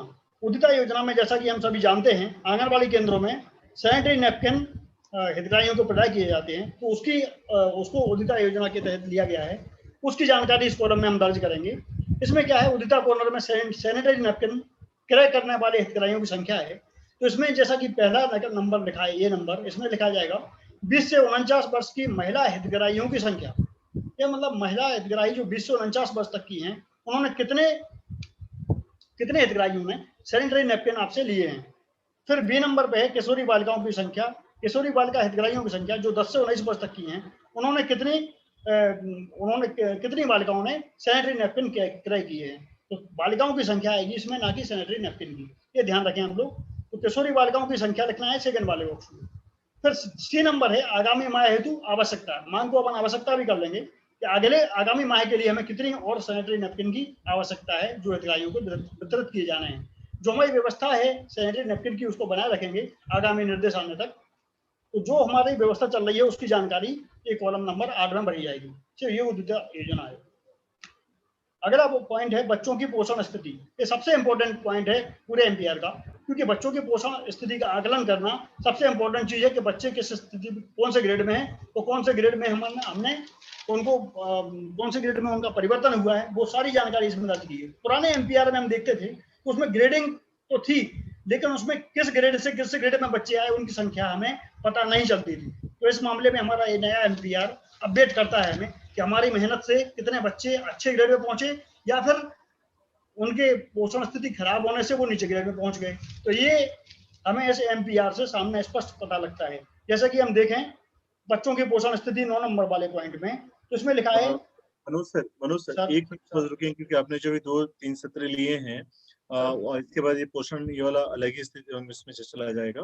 तो एक तो लोगों ने पूछा है कि लालिमा में जो परामर्श सत्र है उसमें क्या केवल साला त्यागी किशोरी बालिकाएं शामिल होंगी लालिमा में? नहीं, लालिमा में अलग अलग सत्र हैं सबके। जो बालिका वाला सत्र है सर किशोरी बालिका जो है साला त्यागी किशोरी बालिका का जो है उसमें तो जो परामर्श सत्र होगा उसमें केवल साला त्यागी किशोरी बालिकाएं ही शामिल होंगी। और उसके अलावा एक सवाल और था कि सर एमपीआर को संपर्क की जगह एमआईएस पर कर दिया जाए तो सुविधा रहेगी। ये तो अलग चीज है। हाँ, ये अब संपर्क में ही भरा जाएगा, क्योंकि अब लगभग almost more than 70% anganwadi worker अब सीधे मोबाइल से एएसआर भी एंट्री की थी, तो संपर्क में कंटिन्यू रहेगा। एमपीआर में जुलाई और अगस्त का डेटा भरना है या नहीं? जुलाई और अगस्त, जुलाई माह से आपका एमपीआर स्टार्ट है, तो जो आपको कार्रवाई करने हैं तो संचालनालय से पत्र जारी हुआ है, उन सभी कार्रवाई से संबंधित जो आंकड़े हैं वो आपके एमपीआर में भरे जाएंगे, और जो अभी नहीं कहा गया करने के लिए स्पष्ट तौर पे वो आंकड़े आपकी खाली जाएंगे। तो ये सबके लिए कॉमन जो हम बार बार कह रहे हैं, बार बार आपकी तरफ से भी यही सवाल आ रहा है कि इसको कैसे किया जाएगा। तो जो आप लोगों को गतिविधि करने के लिए संचालय से कहा गया है, उन गतिविधियों के आपको जुलाई और अगस्त के एमपीआर भरने हैं और उसी के कंटिन्यूएशन में माह सितंबर का भी एमपीआर भरा जाए। जी सर, थैंक यू सर।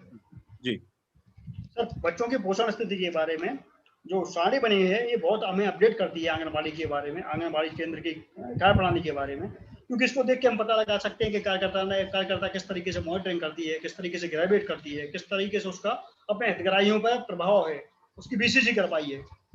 जैसे 1 नंबर पे देखें तो सामान्य वजन किए गए कुल बच्चों की संख्या, तो ये है वजन किए गए कुल बच्चों की संख्या जिसका टोटल है A+C+F। इसको B को स्थान पर C होगा, क्योंकि हरे, पीले और नारंगी तीनों बच्चों को मिलाएंगे तो बच्चों की कुल वजन किए गए बच्चों की संख्या आ जाएगी।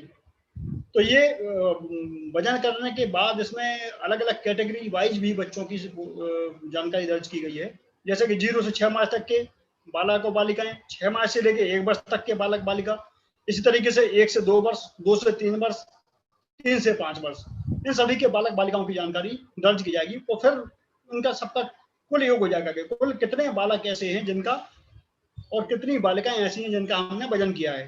तो ये A नंबर कॉलम में जो सामान्य वजन के हैं जिसमें हरा लिखा हुआ है, तो हरे वाले बच्चे में इसी तरीके से हम अभी भी संपर्क ऐप में जो जानकारी भरते हैं निरीक्षण के दौरान की, वो भी ऐसे ही भरते हैं पूरी, उसमें कोई बहुत अंतर नहीं है इस एमपीआर से। तो संपर्क ऐप में हम लोग भरते ही हैं पहले से कि कितने बच्चे ऐसे पाए हमने जो हरी श्रेणी के थे, कितने किस एज ग्रुप के थे, वही जानकारी इस एमपीआर में दर्ज करनी है। तो ये हरी श्रेणी वाले कितने बच्चे किस एज ग्रुप के थे वो भरे जाएंगे। उसके बाद माह में कम या अति कम, यानी कि येलो या ऑरेंज से सामान्य श्रेणी में आए बच्चों की संख्या, ये नया कॉलम है जैसा कि मैं पहले बता रहा था। तो ये हमारे लिए आसान होगा कि कितने बच्चे ऐसे हैं जो येलो ऑरेंज से हरे में आए हैं। हमें पहले ये बहुत कम पता लगता था कि कितने बच्चे ऐसे हैं जिनका ग्रेड चेंज हुआ है। जैसा कि हम सुपोषण अभियान के दौरान देखते थे कि जब 12 दिन का अभियान चल रहा तो कितने बच्चे नारंगी से येलो में आए, येलो से ग्रीन में आए, वो स्थिति यहाँ पे अब एमपीआर में दर्ज हो जाएगी। तो हमें पता लगेगा कि आंगनबाड़ी केंद्र स्तर से येलो या ऑरेंज से हरे श्रेणी में कितने बच्चे आए। इसी नंबर पे मध्यम कम वजन के बच्चे, हम सभी जानते हैं जो अंडरवेट की बात हम कर रहे हैं, ये पीले श्रेणी के बच्चे हैं जो मध्यम कम वजन में आते हैं, उनके वजन की जानकारी इन सारे कॉलम में लिखी जाएगी। तो डी पे है माह में सामान्य से कम वजन में आए बच्चों की संख्या। ये भी जैसे कि ग्रेडिंग चेंज के बारे में, जैसे मैं बता रहा था, चेंज के ग्रेडिंग के बारे में बात करता है। इस हरी श्रेणी से येलो श्रेणी में कितने बच्चे चले गए। पहले तो हरी में था लेकिन वो येलो में चला गया। तो अलग अलग एज ग्रुप के कितने, जैसे 0 से 6 माह के कितने बालक हरे से पीले में गए। अगर एक गया तो एक, नहीं तो 0, सारे में 0 आ जाएंगे। अगर कोई नहीं गया है, अगर गया है तो उतनी संख्या आ जाएगी।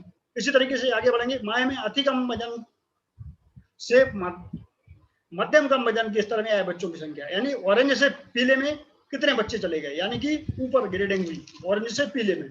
तो वो बच्चे, अगर एक बच्चा गया है मान लीजिए 1 वर्ष से 2 वर्ष तक, 1 वर्ष से 2 वर्ष तक के एज ग्रुप में बालिका गई है, तो उसमें बालिका में 1 आ जाएगा, बाकी सब में नीला जाएगा। यदि और भी बच्चे गए हैं तो जो एज ग्रुप के हैं वो उस एज ग्रुप में वो संख्या दर्ज कर दी जाएगी। ये इंपॉर्टेंट है, थोड़ा सा ध्यान रखना की जरूरत है, क्योंकि हमने पहले जब एमपीआर के शुरुआत में जो आनंद सर बता रहे थे सभी को, जिसमें एज ग्रुप अगर हम एक बार सही से भर लेंगे तो हमारा काम फिर बहुत आसान हो जाएगा। पूरा एमपीआर इंटरलिंक्ड है, आपस में जुड़ा हुआ है, सारे कॉलम आपस में जुड़े हुए हैं। अगर हम आप देखें एमपीआर का 1 नंबर कॉलम, तो 1 नंबर कॉलम जैसा कि आनंद सर बता रहे थे, अगर हम वो ढंग से भर लें तो पूरा हमारा आगे का सिस्टमेटिक बना रहेगा। आगे बढ़ते हैं। ई में माह में अति कम वजन से मध्यम कम वजन में आए बच्चों की संख्या, ये हम कर चुके थे। एफ है अति कम वजन के बच्चे, यानी कि नारंगी श्रेणी के। हम हमेशा अंडरवेट में जो अति कम वजन के बच्चे हैं उनको नारंगी के रूप में दर्ज करते हैं। उसी नारंगी बच्चों को हम एमपीआर में अलग अलग एज ग्रुप में दर्ज करेंगे। जैसे 0 से 6 माह तक के कितने बच्चे हैं, बालक बालिका अलग अलग, फिर 6 माह से 1 वर्ष के कितने हैं, फिर 1 से 2 वर्ष के, 2 से 3 वर्ष के, फिर 3 से 5 वर्ष के, और सबका टोटल कर देंगे तो वो बालक बालिका की संख्या लास्ट वाले कॉलम में टोटल के रूप में आ जाएगी। इसी तरीके से अब जी में आएंगे। माह में अति कम वजन से नवीन चिन्हित बच्चे, ये अलग एक नया कॉलम बन गया कि हमारे नवीन अति कम वजन के कितने बच्चे ऐसे हैं जो चिन्हित हो गए कि ये नवीन बच्चा आ गया। अगर कोई बच्चा चिन्हित हुआ तो वो संख्या उस एज ग्रुप में आ जाएगी, अन्यथा पूरा वो सेशन 0-0 सब में पूरी कैटेगरी में 0 आ जाएगा। अब अगला है एच वाला, वजन करने से छूटे बच्चों की संख्या। तो ये कौन से एज ग्रुप के बच्चे कितने छूटे हैं वो संख्या उस कॉलम में दर्ज कर दी जाएगी। हमें अगर ऊपर से देखिए हमने कुल वजन किए गए बच्चे की संख्या है और छोटे वजन के बच्चों की संख्या, तो ये टोटल पूरा जो है आपका एमपीआर से अगर आपने कहीं भी मिस्टेक करी तो पूरा पता लग जाएगा कहाँ मिस्टेक करी है। अगर आपके डाटा एक होगा तो पूरा एमपीआर बिल्कुल आपका सही भर जाएगा एक बार में। तो ये अंडरवेट की बात हम कर रहे थे, जैसे कि कुपोषण की बात कर रहे थे अपन एमपीआर में सारा कुपोषण इस बार तो द्विवेदी सर के प्रयासों से इतना अच्छा एमपीआर हमारे समक्ष आया है। अंडरवेट, वेस्टिंग और स्टंटिंग तीनों की बात, ये तीनों कुपोषण के जो तीनों रूप हैं उनकी बात एक एमपीआर बहुत अच्छे से करता है और हमें ये बताता है किस एज ग्रुप में कितना कुपोषण, किस स्तर के बच्चे हैं, कितनी संख्या में। तो ये एमपीआर से आप आंगनबाड़ी की पूरी फिल्म देख सकते हैं सामने कि उसकी पूरी पोषण स्तर उसकी क्या है। अगली बात करेंगे वेस्टिंग के बारे में। वेस्टिंग के जैसा कि हम जानते हैं लंबाई ऊंचाई के आधार पर वजन के अनुसार पोषण की स्थिति। तो जैसा कि ए प्लस सी प्लस ई यानी नॉर्मल, मैम और सैम, इनकी हम अगर टोटल कर लेंगे तो कुल ऊंचाई और लंबाई नापे गए बच्चों की संख्या आ जाएगी, वो भी एज ग्रुप के हिसाब से, जैसा कि हम पिछली बार भी देख रहे थे अंडरवेट में भी। उसी तरीके से वेस्टिंग में भी है, 0 से 6 माह तक के कुल बालक बालिकाएं कितने हैं, 6 माह से 1 वर्ष तक के बालक बालिकाएं कितने हैं, 1 से 2 वर्ष तक के बालक बालिकाएं, फिर 2 से 3, फिर 3 से 5 और टोटल। तो जो संख्या होगी वो उसमें दर्ज कर दी जाएगी। जहां पे कैश है उनको करने में बहुत आसानी होती है। जहां पे cash CAS common application software लागू है उनको ये करने में बहुत आसानी होती है। एक बार आपने डाटा फिट कर दिया तो तुरंत अपने आप को पकड़ लेता है कि कहाँ कौन सी फिगर पहुंचनी है। तो सर जैसा कि बता रहे थे ये एमपीआर बहुत लंबे समय नहीं चलेगा, जैसे ही कैश सब जगह पहुंच जाएगा तो ये एमपीआर बहुत छोटा हो जाएगा, बहुत छोटा हो जाएगा। ये भरने की आपको जरूरत ही नहीं पड़ेगी 9 नंबर पॉइंट, क्योंकि वो आपने जैसे ही बच्चे की ऊंचाई लंबाई भरी, उसका डेट ऑफ बर्थ भरी और वजन भरा, तो ये अंडरवेट, वेस्टिंग और स्टंटिंग अपने आप बच्चे के ले लेगा। वो किस एज ग्रुप का है वो तो तुरंत अपने आप उसमें फीड हो जाएगा। तो ये करना हमारा बहुत सारा हमारी मेहनत बच जाएगी। तो कैश वाले जिले जो हैं उनको बहुत आसान है ये सब काम करना।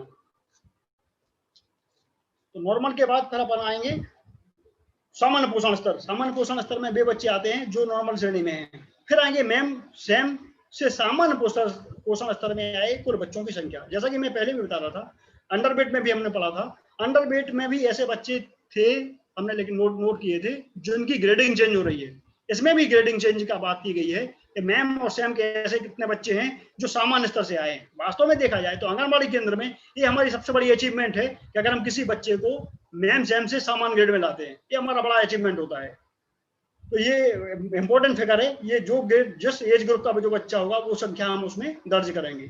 फिर आगे है C नंबर पे मैम बच्चे, मध्यम गंभीर कुपोषित बच्चे, -2 SD वाले बच्चे, जो हम C सैम में जो हम सारणी देखते हैं, C सैम की सारणी में जो -2 SD के बच्चे हैं वो इसमें आएंगे। यानी कि जो एज हिसाब से देखेंगे हम 0 से 6 माह का, 6 से 1 वर्ष का, 1 से 2 वर्ष का, इस तरीके से जो जिस कैटेगरी का बच्चा जिस ग्रेड का है उस एज ग्रुप में उस बच्चे को दर्ज किया जाएगा। फिर D नंबर पे नवीन चिन्हित मैम बच्चों की संख्या है। जैसा कि अंडरवेट में भी हमने पढ़ा था नवीन अति कम वजन के बच्चे, तो इसी तरीके से इसमें भी है नवीन चिन्हित मैम बच्चों की संख्या। -2 SD के कितने बच्चे हैं जो नवीन चिन्हित हुए हैं। अगला है ई वाला अति गंभीर कुपोषित, यानी कि सैम, सीवियरली एक्यूट मालनरिश्ड बच्चे। ये वो बच्चे हैं जो हम C सैम प्रोग्राम में देखते हैं।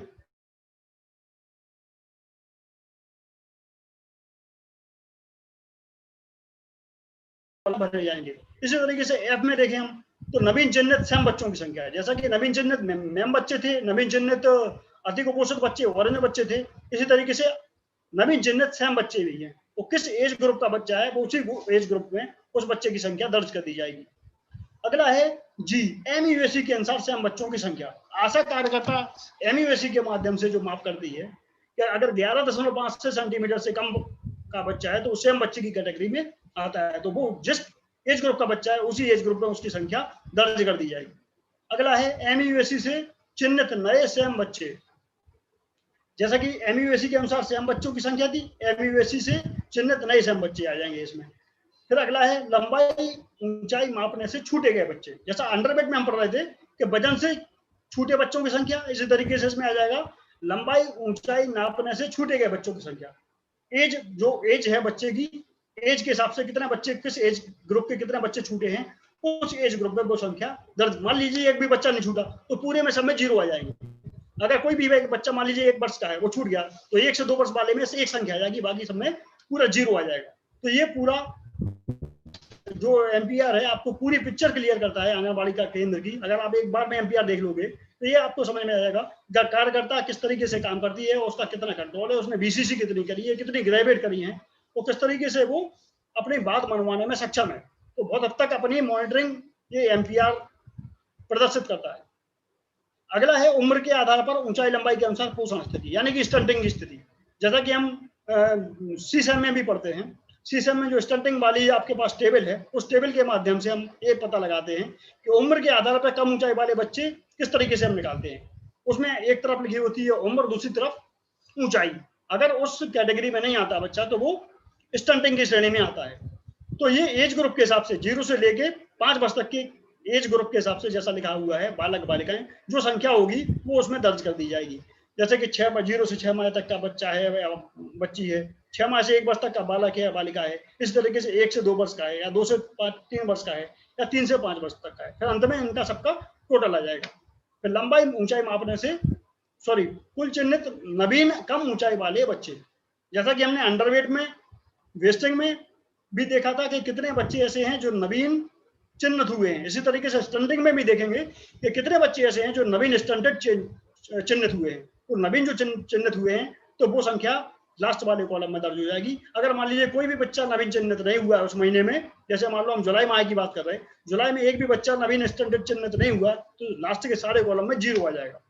इस तरीके से हमारा ये बिंदु नंबर 9 पूरा बढ़ जाएगा। देखा जाए तो बिंदु नंबर 9 ही पूरे एमपीआर का सबसे बड़ा वो है आईना, कि हमें बताता है कि किस तरीके से आंगनबाड़ी कार्यकर्ता काम कर रही है। एक और बहुत अच्छी बात हमारे समक्ष है, द्विवेदी सर ने जो इस बार कार्ययोजना तारकेश्वर सर के माध्यम से जो कार्ययोजना लॉन्च की गई है अभी 17 सितंबर को, जो हमने ग्राम पंचायत स्तर पे, वार्ड स्तर पे जो हमने अनुमोदन कराया है कार्ययोजना का, आप देखेंगे वो कार्ययोजना बहुत हद तक इस एमपीआर का ही रूप है। अगर हम अच्छा काम करेंगे तो कार्ययोजना के जो लक्ष्य हैं अपने आप पूरे हो जाएंगे। अगर हम थोड़ी सी भी मेहनत करेंगे तो वो आप देखेंगे कि जो कार्य योजना है वो बहुत हद तक हम उसके लक्ष्य के पास आते जा रहे हैं। तो ये एमपीआर बहुत हद तक हमारी लक्ष्य को और कार्य योजना को कार्य रूप में रूपांतरण करने का बहुत अच्छा एक माध्यम भी है। Thank you sir. Thank you Gupta ji, बहुत अच्छे से आपने इसको प्रेजेंट किया। सबसे पहले मैं ये बता दूं कि इसके बाद अब हम ये सेशन खत्म करेंगे, लेकिन इसके पहले मैं ये कुछ प्रश्न पूछे उसके जवाब दे दें, उसके बाद हम खत्म करेंगे। नेक्स्ट सेशन हम इसका रखेंगे, मतलब 9 पॉइंट तक आज हो गया है, 10वें से हम आगे चलेंगे। कब करेंगे इसकी सूचना हम अलग से देंगे आपको, ठीक है। सीडीपीओ मझगवा ने पूछा है कि साहब हमारे यहाँ कार्यकर्ताएं केवल 40% कार्यकर्ता मोबाइल चलाने में सक्षम है और कार्यकर्ता स्वयं एमपीआर फीड करने में असमर्थ है, इसलिए एमआईएस फीडिंग की सुविधा दी जाए। देखिए ये हम नहीं कर पाएंगे, जमाना बदल रहा है और बदल चुका है। अब हम एमआईएस से मोबाइल एप्लीकेशन पे आ चुके हैं। मझगवा, अगर मैं गलती नहीं कर रहा हूँ, ये सतना वाला मझगवा, तो सतना जिले में भी बहुत जल्दी कार्यकर्ताओं को मोबाइल फोन दे दिए जाएंगे, उनको ट्रेनिंग दी जाएगी। उनको आप समझाइए कि सारी आंगनवाड़ी वर्कर को मोबाइल चलाना सीख जाए, नहीं सीख पा रही है उनको बुला बुला के और सिखाइए, ठीक है। मतलब इस पे कोई कंप्रोमाइज हो ही नहीं सकता है। अच्छी तरह समझा दीजिए कि भैया नौकरी आप तभी कर पाओगे जब मोबाइल चलाना आएगा, ठीक है। तो इसलिए अगली बार से इसमें अब सवाल नहीं होने चाहिए।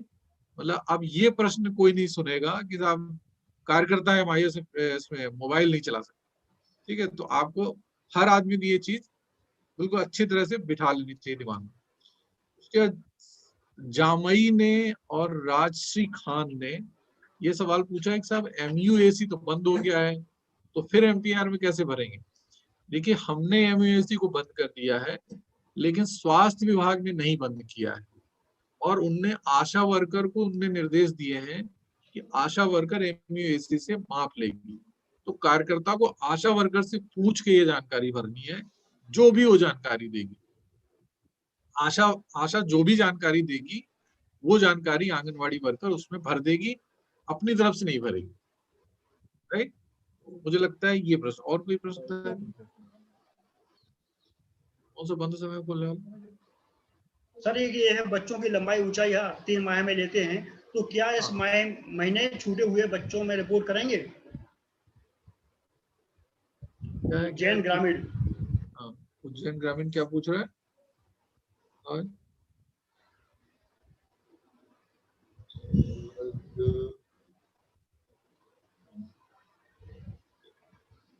परामर्श सत्र या हर माह लगाएंगे?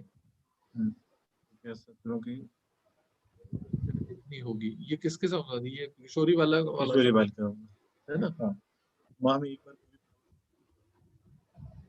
हाँ देखिए, ये तो उस दिवस में होगा ना अमर सत्र। हाँ, किशोरी सत्र।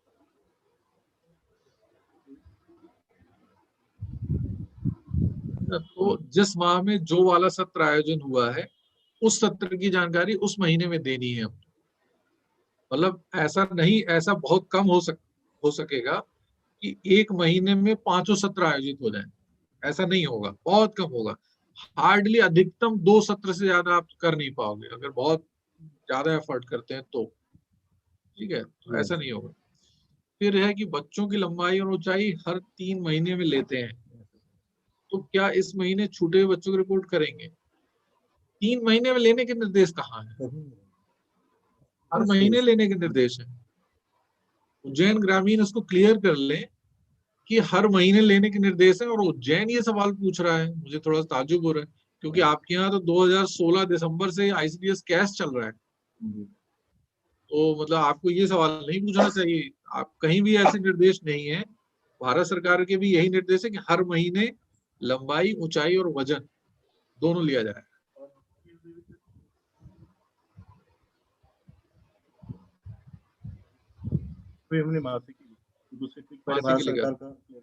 जामई फिर कह रहा है कि साहब thank you, but Asha MUSC से नहीं करती है। अगर नहीं करती है तो आप 0 लिखिए। देखिए एक चीज भली भांति समझ लीजिए, ऐसा बिल्कुल जरूरी नहीं है कि आप खूब डेटा भरोगे तो हम लोग खुश हो जाएंगे। हमको सही डेटा चाहिए। आप भले चाहे, अगर सही बात यह है कि आंगनवाड़ी बंद है तो आप 0 भर दो, कोई दिक्कत नहीं है। वजन नहीं हुआ है मत भरो, 0 भरिए। जो सही है वो दीजिए, ठीक है? मतलब हमें कोई दिक्कत नहीं है, लेकिन फर्जी नहीं होना चाहिए। क्या है, जैसे ही आप फर्जी करना चालू करते हैं ना, सारा कबाड़ा हो जाता है सिस्टम का। हमें ये नहीं समझ में आता कि हमें कहाँ मेहनत करने की जरूरत है, ठीक है? अगर आप सही भरेंगे तो हो सकता है हम आपके यहाँ मेहनत करें, ठीक है? दूसरी जगह से फोकस हटाएं। तो इसलिए जो है, प्लीज फर्जीवाड़ा मत करिए, जो है वहां भरिए, जो है वही भरिए। दूसरा फिर एक गिरजा यादव सुपरवाइजर कह रहे हैं कि सर बहुत जगह पर वजन मशीनें खराब हैं। अगर वजन मशीन खराब है तो क्या आपकी आंगनवाड़ी वर्कर ने ASR में ये बताया है कि वजन मशीन खराब है? क्योंकि जिन जिन आंगनवाड़ी वर्कर ने ASR में वजन मशीन खराब बताया है, हमने यहाँ से निकाल के उसको पुटअप कर दिया है, और अब हम उनके लिए वजन मशीन खरीदने की तैयारी कर रहे हैं, ठीक है? तो अब आप ये तय कर लीजिए कि क्या आपकी आंगनवाड़ी वर्कर जहां भी वजन मशीन खराब है उनने दिया है कि नहीं दिया है। और अगर नहीं दिया है, ये मसला यहाँ भी आया था और भोपाल जिले को थोड़ा फटकार भी लगने वाली है इस पे। जहां भी वजन मशीन आपके यहाँ नहीं है, आपको बताना है ASR में, या संपर्क में अपन ने एक दूसरा भी दिया ना वजन मशीन के बारे में, ASR। तो ASR हर समय तो अपडेट कर नहीं सकते। और मान लो ASR तो अप्रैल में भरा जाएगा, मान लो सितंबर में उसकी वजन मशीन खराब हुई तो 3 महीने में अपडेट करा रहे हैं ASR। MPR तो या जिस दिन ये सारा खत्म कर देंगे उस दिन अपन संपर्क में जुड़ो। फिलहाल तो आप लोग के लिए निर्देश ये है कि जहां भी वजन मशीन, स्टेडियोमीटर, इन्फेंटोमीटर, मतलब लंबाई, ऊंचाई और वजन या वयस्क वाली जहां भी खराब है, आज ही या कल तक अपने वर्कर के ASR में जाके अपडेट करा दीजिए। मतलब ASR खोलेंगे, जहां भी वो जानकारी लिखी है उसको हटा के दूसरी भर के सेव कर दीजिए, वो अपडेट हो गया बस। अगर आप ऐसा कर देंगे, आपको फिर से वजन मशीन, हम अब वो सिस्टम बंद हो गया कि हम चिट्ठियां लिख रहे हैं कि बताइए साहब कितनी आपको जरूरत है, फिर महीनों हम उसको कलेक्ट कर रहे हैं। जमाना बहुत बदल चुका है, आप लोग उसमें आप थोड़ा मैच करिए जमाने के हिसाब से। तो आप ASR में जाके उसको फीड कर दीजिए, हम यहाँ से निकाल देंगे। फिर क्या कह रही है, एडल्ट में साल्टर नहीं से क्या, अच्छा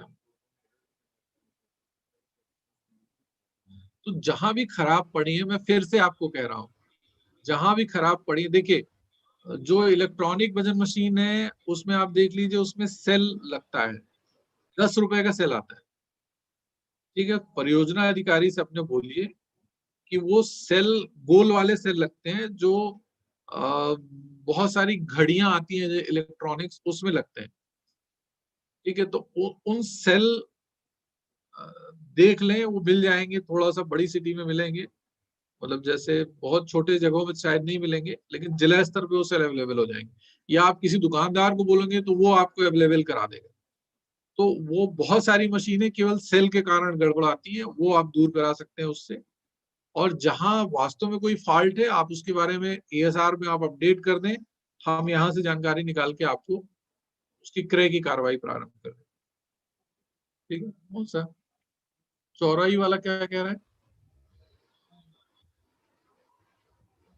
क्या MPR के कुछ बिंदु नियत दिनांक पर भरने का ऑप्शन होगा, या जो गतिविधि कंप्लीट हो गई उसकी एंट्री कर लें ताकि पूरा MPR भरने में उनकी एंट्री की जांच हो सके, जैसे गोली वितरण। अच्छा हाँ, देखिए अब आप जब भी आप देखेंगे ना MPR के मुझे लगता है कितने पार्ट किए अपन, 21 पार्ट। ये जितने बिंदु है ना, सबके अलग अलग पार्ट बन गए हैं, और जैसे ये गतिविधि कंप्लीट हो जाती है ना, आप उस पार्ट को उस महीना सेलेक्ट करके आप उसको भर सकते हो। हमने ये तय किया है कि हम आपको केवल 2 ही महीने का ऑप्शन दिखाया करेंगे, उसके पहले का आप भर नहीं पाओगे और बाद का भी नहीं भर पाओगे, केवल 2 महीने का आप भर पाओगे। तो जब भी कोई एक्टिविटी कंप्लीट हो जाती है, आप चाहो तो उसी समय जाके आप फीड कर दो, जिससे आपको याद रखने की जरूरत नहीं हो, आपको और कहीं नोट करने की जरूरत नहीं हो, वहीं पे किया हो, खत्म कर दो, ठीक है, वो आपका सेव होगा, राइट। तो ये आप जरूर कर सकते हैं। फिर निशा सोलंकी पूछ रही है कि सर क्या पहले की तरह अभी भी MPR की हार्ड कॉपी पर्यवेक्षक लेना होगा, क्योंकि डेटा पूरा सार्थक पर ऐड हो रहा है। देखिए सार्थक नहीं है, संपर्क है। सबसे पहले तो सार्थक ऐप दूसरा है जो कि हम नहीं चलाते हैं, उसको संपर्क ऐप में चलाते हैं। तीसरी बात ये है कि ये जो MPR है, कार्यकर्ता को एंट्री करनी है। कुछ समय के लिए हमने ये व्यवस्था दी है कि अगर कार्यकर्ता नहीं कर पा रही है तो सुपरवाइजर हार्ड कॉपी बुलवा के और वो कर ले, लेकिन ये वैकल्पिक व्यवस्था है, इसको आप लोग को प्रोत्साहित नहीं करना है। आप पूरा जोर दीजिए कि कार्यकर्ता ही उसकी एंट्री करे, उसके लिए आपको और कोई ट्रेनिंग उसको देनी है, समझाना हो, बुझाना, जो भी करना हो आप करिए, लेकिन प्लीज MPR भरने का काम कार्यकर्ता को ही करने दीजिए, सुपरवाइजर अपने हाथ में न ले ये काम। और ये जो हार्ड कॉपी है उसको सुपरवाइजर को लेने की जरूरत नहीं है, आंगनवाड़ी में ही रहने दीजिए। ये हम आपको खाली इसलिए देते हैं कि एकजाई हो जाए एक बार। मैं फिर से स्पष्ट कर देता हूं कि ये MPR तब तक के लिए है जब तक ICDS कैश लागू नहीं हो जाता सब जगह। जिस दिन ये लागू हो जाएगा और स्टेबल हो जाएगा, उस दिन हम इस पूरे सिस्टम को बदल देंगे। मतलब इसमें से 70% आंगन ये जो MPR ये समाप्त हो जाएगा, हम आपसे लेंगे ही नहीं, क्योंकि हमें जो चाहिए वो आप मोबाइल में दे देंगे। हम आपको बढ़िया बढ़िया रिपोर्ट दिखाया करेंगे MIS, ठीक है। तो मुझे लगता है क्लियर हो गया कि आपको MPR की हार्ड कॉपी सुपरवाइजर को लेने की जरूरत नहीं है, लेकिन जब भी सुपरवाइजर जाए आंगनवाड़ी में तो उस हार्ड कॉपी से जरा मैच करे बाकी चीजों की, कि वास्तव में जो उसने भरा हुआ है, एक तो जो संपर्क में डाला है वो हार्ड कॉपी से मैच कर रहा है कि नहीं कर रहा है, और दूसरा जो हार्ड कॉपी में है वो एक्चुअल ग्राउंड पे दिख रहा है कि नहीं दिख रहा है। खासकर स्टॉक की स्थिति है कि आपने इतना स्टॉक बताया है और आपके यहाँ ये पोजीशन है, मतलब इस तरह की क्रॉस वेरिफिकेशन आप लोग करेंगे, मुझे लगता है तभी इसको सिस्टम और फाइन ट्यून होगा। ठीक है, तो और कोई सवाल है? सारे सवाल हो गए? चलिए, आप लोगों ने बहुत अच्छा सुना। फिर कोई सवाल है क्या? आपने बहुत अच्छा सुना। अब हम ये जो 9 नवंबर के बाद 10 से लेके 21 तक का पार्ट शायद कल भी कर सकते हैं। हम आपको एक दिन पहले सूचना देंगे। तो भैया कल करना है तो आज ही सूचना देंगे, और जो करना है ना। दूसरा एक चीज फिर से बता दूं, देखिए हमारे केवल 200 लोग जुड़े हैं, अभी 250 लोग नहीं जुड़े, और वो इसलिए नहीं जुड़े हैं कि जिन्हें जुड़ना चाहिए था वो जुड़े नहीं, और जिन्हें नहीं जुड़ना चाहिए था वो जुड़े हैं।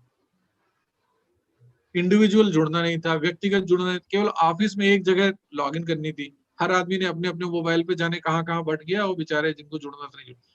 मेरा रिक्वेस्ट ये है, इस बार जब हम लिंक भेजेंगे केवल ऑफिस से एक लॉगिन होगा, हर आदमी अपने अपने कंप्यूटर पे, अपने अपने मोबाइल पे प्लीज ना करे इसको, नहीं तो आपके सारे साथी छूट रहे हैं। ठीक है, बाकी सब यूट्यूब में लिंक शेयर कर दीजिए, वो सब देखते रहेंगे। राइट, बहुत बहुत धन्यवाद। मुझे लगता है बंद करना चाहिए। नमस्कार, बहुत जल्दी हम अगले लिंक की सूचना देंगे। Thank you very much.